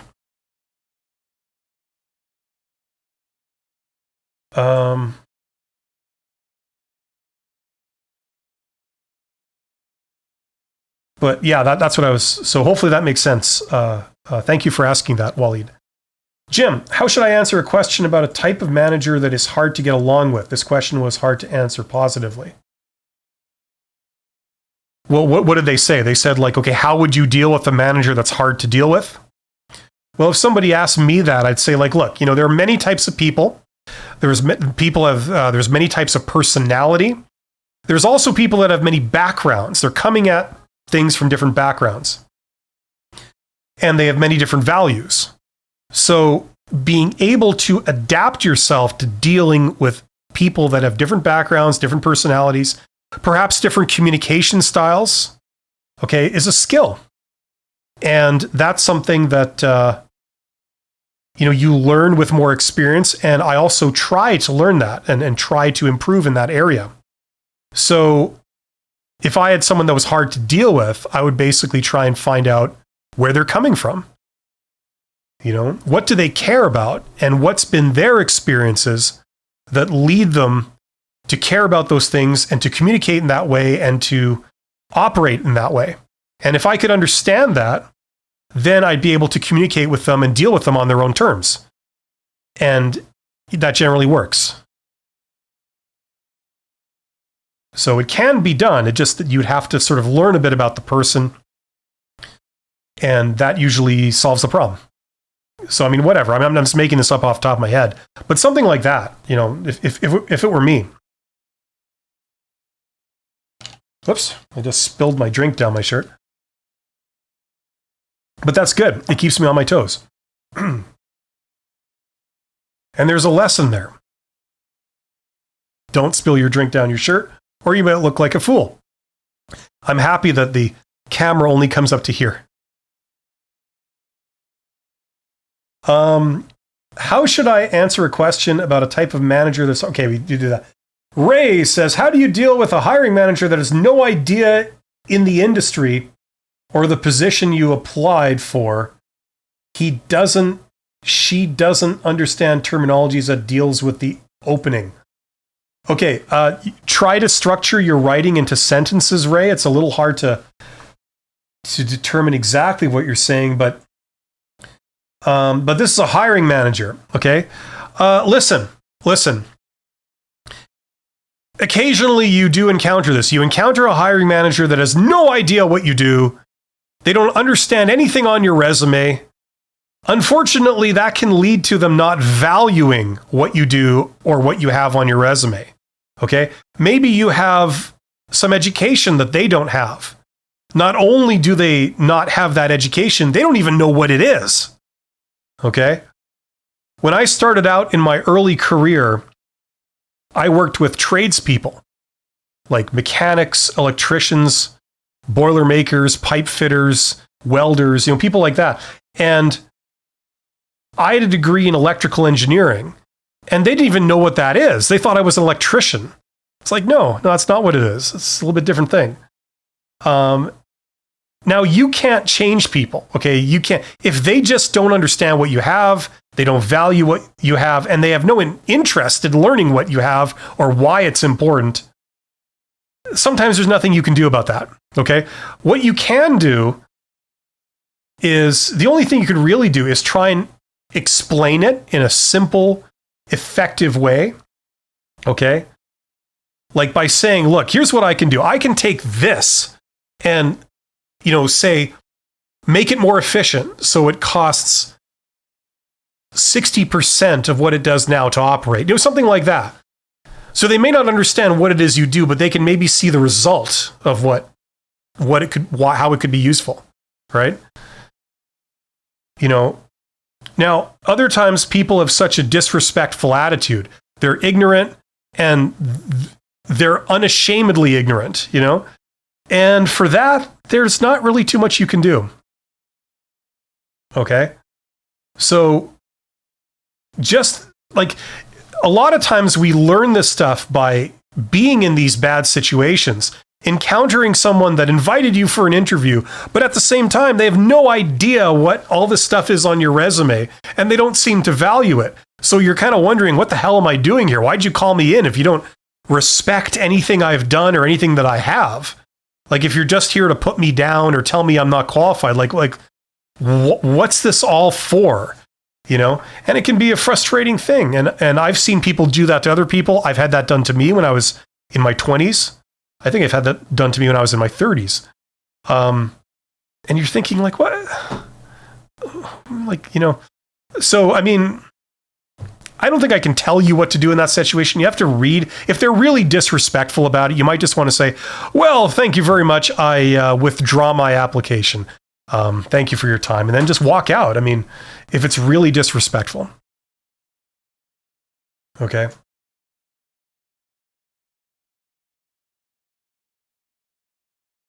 I'm not a fan of walking out of interviews. Like, I'll commit my time. If you go down to an interview, you've already jumped through a bunch of hoops to do this. You've already done a lot of work. It just seems kind of a waste to go all the way down there and you pull the plug, right? It's like, look, if there's even a slight chance that, this might turn into something, whatever, I'll give it every chance. But that's just me. If you're going to experience severe psychological damage by going through it and you want to try and feel a little bit better about the whole thing, that can be a way of salvaging a really bad situation like that and saying, well, thank you very much, but I'm no longer interested. I withdraw my application.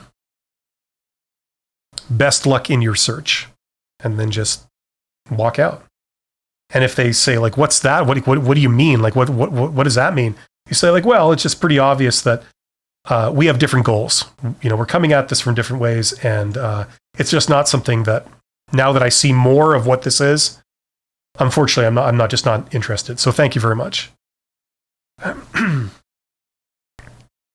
But yeah, there's a lot of ignorant, arrogant hiring managers out there. Because there's a lot of ignorant, arrogant managers out there. And guess who gets to encounter them? That's going to be you some of the time. There's going to be a few incidents like that. But for every one of those, there is a couple of good ones, so it isn't all bad. My last question was, can I please have the job? I work in this organization. I applied for a new role where I have experience but no feedback yet since 2 days. Okay, there's several things there. So when you say, can I have the job, they say, sure, you're hired, right? I wouldn't say that as a question. I did a video called, what the hell was it called? I'll see if I can find it for you. That I feel is a pretty strong tip. Just bear with me for 1 second here. So if we go to here, okay. Something I did a while ago, but it's like, it's one of these videos that everybody watches for some reason. I don't know how YouTube decides like what video, is like this thing that they'll show to everybody and which ones they won't. Where is that? Sorry, just bear with me 1 second. Okay, here's by the way, this is somebody who was asking before, are you actively interviewing? That was a question someone was wondering about. There's the video for it. What other companies are you interviewing with? So you could check that out.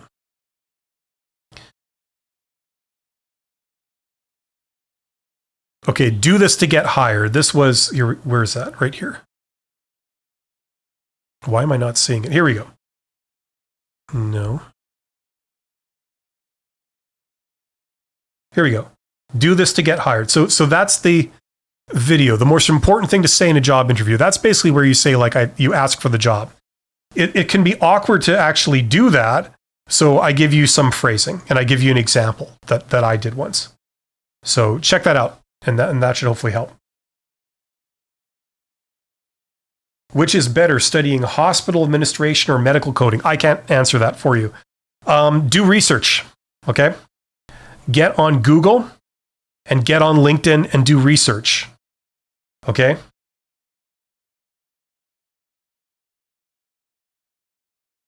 And if you don't know specifically what I mean and how you go about doing that,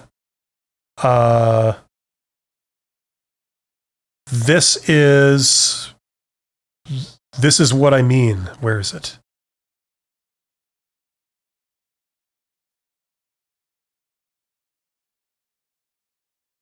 Oh, this is a different format from what I'm usually looking at. Here we go.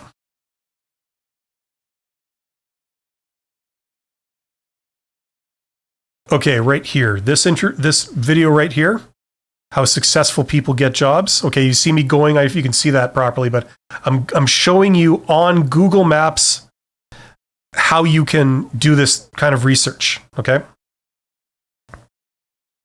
But very, very useful. If you don't know that stuff, check that out. That will be well worth your time for a variety of different reasons in a job search.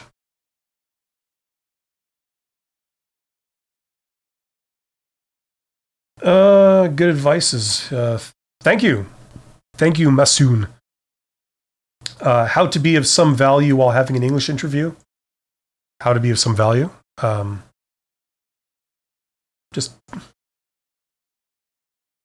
That's one of these general questions. Well, just answer the questions correctly, be able to sell yourself, be able to say what you can do, what you have done, what value can you bring.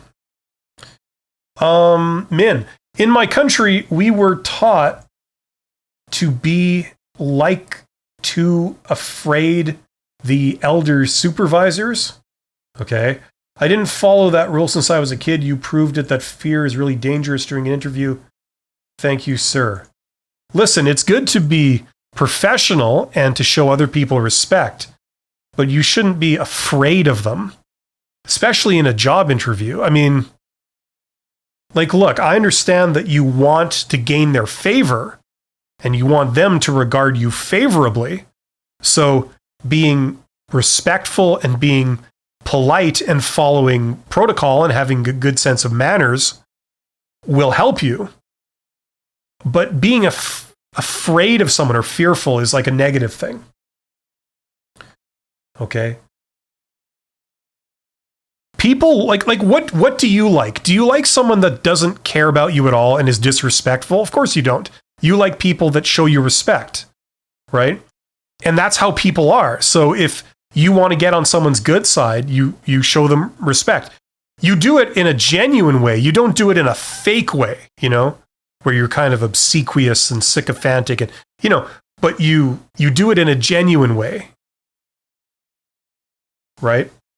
That tends to get people to react favorably to you. If they don't know anything about you, but you're interested, you're polite, you're appreciative of them taking time to deal with you, those are universally good things. So yeah.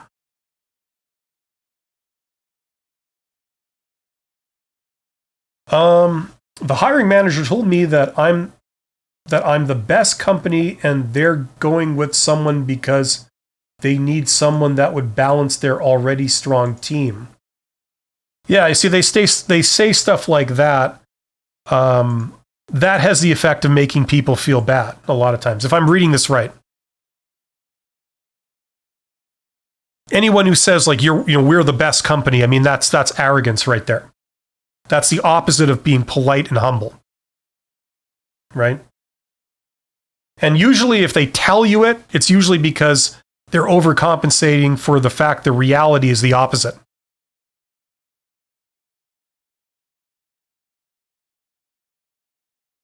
Oh, okay, you withdrew that. So, okay. Alvaro, how do you go about networking at a new company? How would you reach out to people that have absolutely nothing to do with your role, but you are potentially interested in doing something similar? Well, you could lead with that.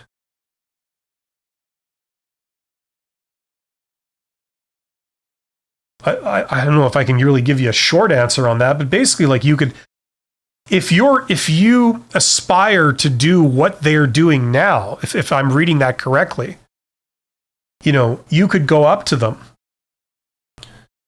And I wouldn't, if you're within the same company, if you're within the same organization, I don't know, does that mean you are at the same location, you're in the same building? If you're in the same building, I would go up to them and sort of knock on their door or go and meet them and say hi, my name is, whatever, I'm in this other department. It's good to meet you. And you shake their hand, or whatever, right? You're greeting. And you say, listen, we don't really work together, but, I noticed that, you guys in this department, you do this type of work. And I have to admit, I've got a curiosity in how that works, how your job works and how this stuff works. And I'm wondering if, I'd just love to be able to learn from you. If you could find time to answer a couple of questions, I'd really appreciate, something like that. I'd like to talk to you for a few moments, if that's all right. Something like this. And, don't make a nuisance of yourself. Don't ask them an unending series of questions where they really have to get back to work, but you're taking up all their time, But just be professional and polite about it. Say look, would there be a convenient time where, I'd be able to ask you a couple of questions, get your opinion on a couple of things. Maybe we could grab a coffee or grab a drink or, whatever at work or at lunchtime or something. Would that be okay? I would ask their permission. Would that be okay? Now, a lot of people will say yes, because it's flattering. It's here's someone who's really nice. They're very polite. They're very respectful. And they want to know more about me and what I do. And they've stated why. It's not creepy or anything. They've said they have an interest in this, in possibly doing more of that type of work in the future, maybe in their future career. And so they're just hoping I could answer a couple of questions. There's not really any red flags with that. It seems to make sense. It's perfectly legitimate. So if you go about that in a respectful, professional way, a lot of people will say yes. Now, if someone says no, it's okay, no problem. Sorry to have disturbed you. But if ever you have some time, just let me know. Thanks. Something like that. I mean, that's all you can do. And either way, you shouldn't feel embarrassed or you shouldn't feel awkward about it. It's a perfectly reasonable request. You went about it in a reasonable way. If it's just not something the other person is interested in doing, that's okay. It's nobody's fault, but you tried, right? Maybe in the future you go away for 6 months and you come back again, and try again. That might be possible too. So, whatever. But there's nothing weird or wrong about that. That's perfectly okay. And that's something that if you feel comfortable, you should try and do, because this is the beginnings of, developing interpersonal skills and being able to go up to anyone, have them like you, have them give you information that you're wanting. That's a very useful skill to have, right?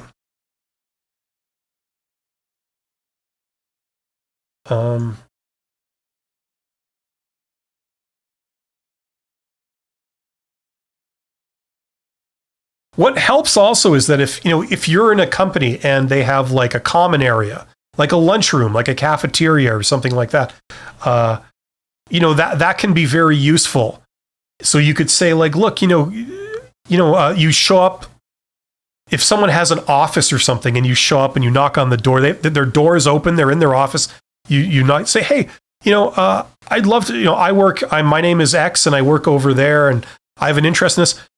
And you show up right before lunchtime, when a lot of people would take a break anyway, and say I've got a few questions, blah, blah, would I be able to, pick your brain about something, get your opinion on this? I'm asking for this reason. I'm just interested in learning how that type of work goes down and, what it's all about. Are you free for lunch? Do you want to grab a coffee or do you want to, is there a convenient time? Sometimes people say, sure, yeah, let's go grab there's some chairs right out there. Let's go grab, I'm going to get a drink and let's talk. So, I mean, that can be useful. Learn about that and try it, because if you can develop that skill, that's a very useful skill in life. Any question you have about anything, you can get an answer right from the person who knows, and do it in such a way that they now know you.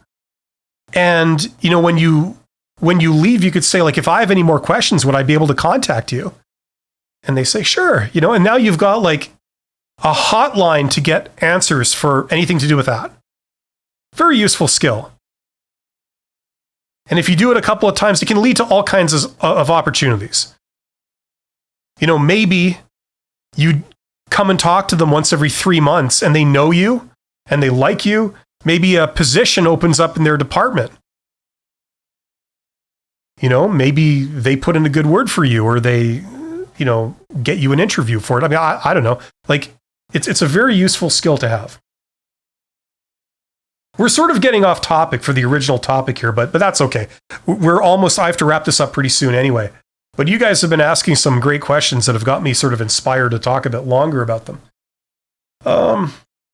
Also just started in a couple of weeks at my dream company, and your ideas were invaluable when preparing the interviews. Thanks a lot. Well, great. That's great to hear, Alvaro. Congratulations. Masoon says, touch a fairy, even there's a different... Okay, you're talking to someone else. Pranay says, I applied through LinkedIn. A company reached out to me and gave me a project, after which I completed. I did the project and received a call. Recruiters said we would like to speed up the process of hiring, but they want me to relocate to the employer's HQ, and they arranged a call to discuss about the relocation. It was like the recruiter was pitching me to join the company and consider relocating. Should I relocate if the job opportunity is good and the company really wants me? Listen, it's stupid to relocate if they're not going to offer you a job. If they give you an offer, sure, yeah. All this sounds really encouraging, but if they expect you to relocate without them having given you an actual job offer, that's a red flag. So what my response would be like, very positive. You say like, wow, this is great. I like what you guys are saying. It seems like you guys see some potential in me. If you're asking me to relocate, my answer is I'd be happy to relocate if there was a job offer involved. If I get a job offer and, it's something that both of us agree to, then I'll be happy to relocate. Something like that, right? If you do this, I'd be happy to do that. Or I'd be happy to do that once I get a job offer, I look forward to it. Something like that, right?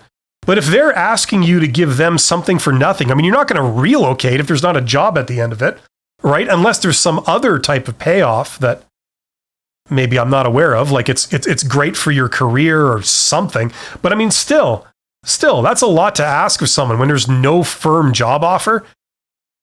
So if I'm reading that correctly, that might be a red flag. And people have asked me about that situation before. I don't understand why someone would ask a candidate to relocate without being firm that they are going to give you a job offer. Like, that's a huge red flag if they're not intending to give you a job offer, or they're giving you some kind of runaround and expect you to relocate before they give it to you in writing or something. That's just weird.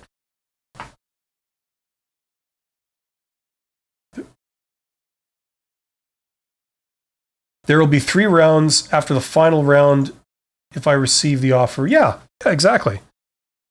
Should I relocate if the job already is good and the company really wants me? Well, I mean, look, that's for you to decide. I can't tell you if it makes sense for you, but if they give you an offer and they want you to relocate and you're okay with relocating, sure, yeah, definitely.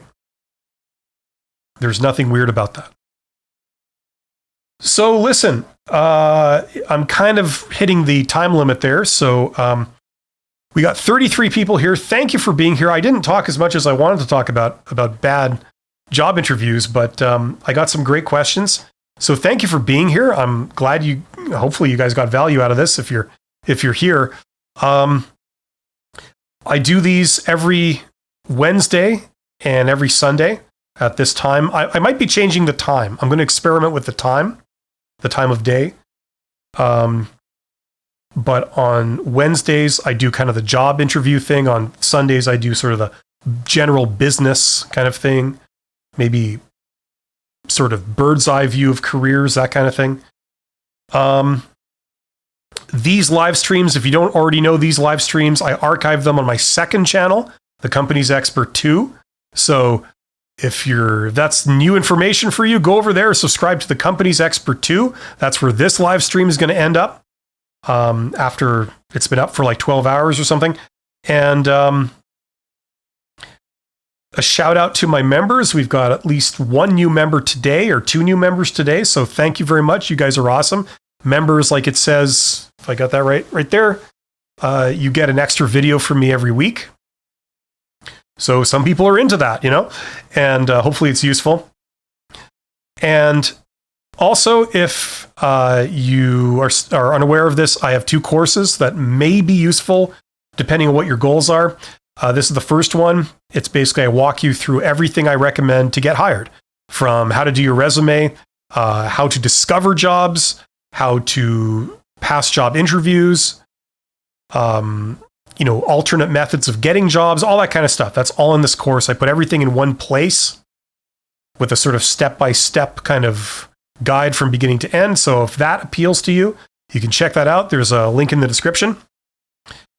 And also, I have this. We don't really talk about this too much on the job interview video live streams, but this is if you want to learn business. Okay, if you want to, I guess it sort of ties in with a question somebody had about moving beyond being an employee and learning business, either to get a job, in business where you are a manager, managing people or whatever, but also to take more charge of your life and maybe aspire to do something beyond just being an employee.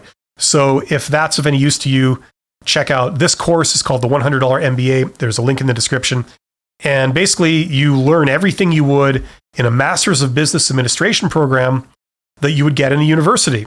The catch is that there's no test, no evaluation, no projects, no assignments. It's completely self-study. I give you some videos where I guide you through some stuff, but you basically read the textbooks yourself, and you can go as deep as you want. So if you just want a sort of overview, that's fine. You can do that. If you want to really go deep, you can do that too. Okay, I have no way of knowing how much you've learned, so it's unaccredited.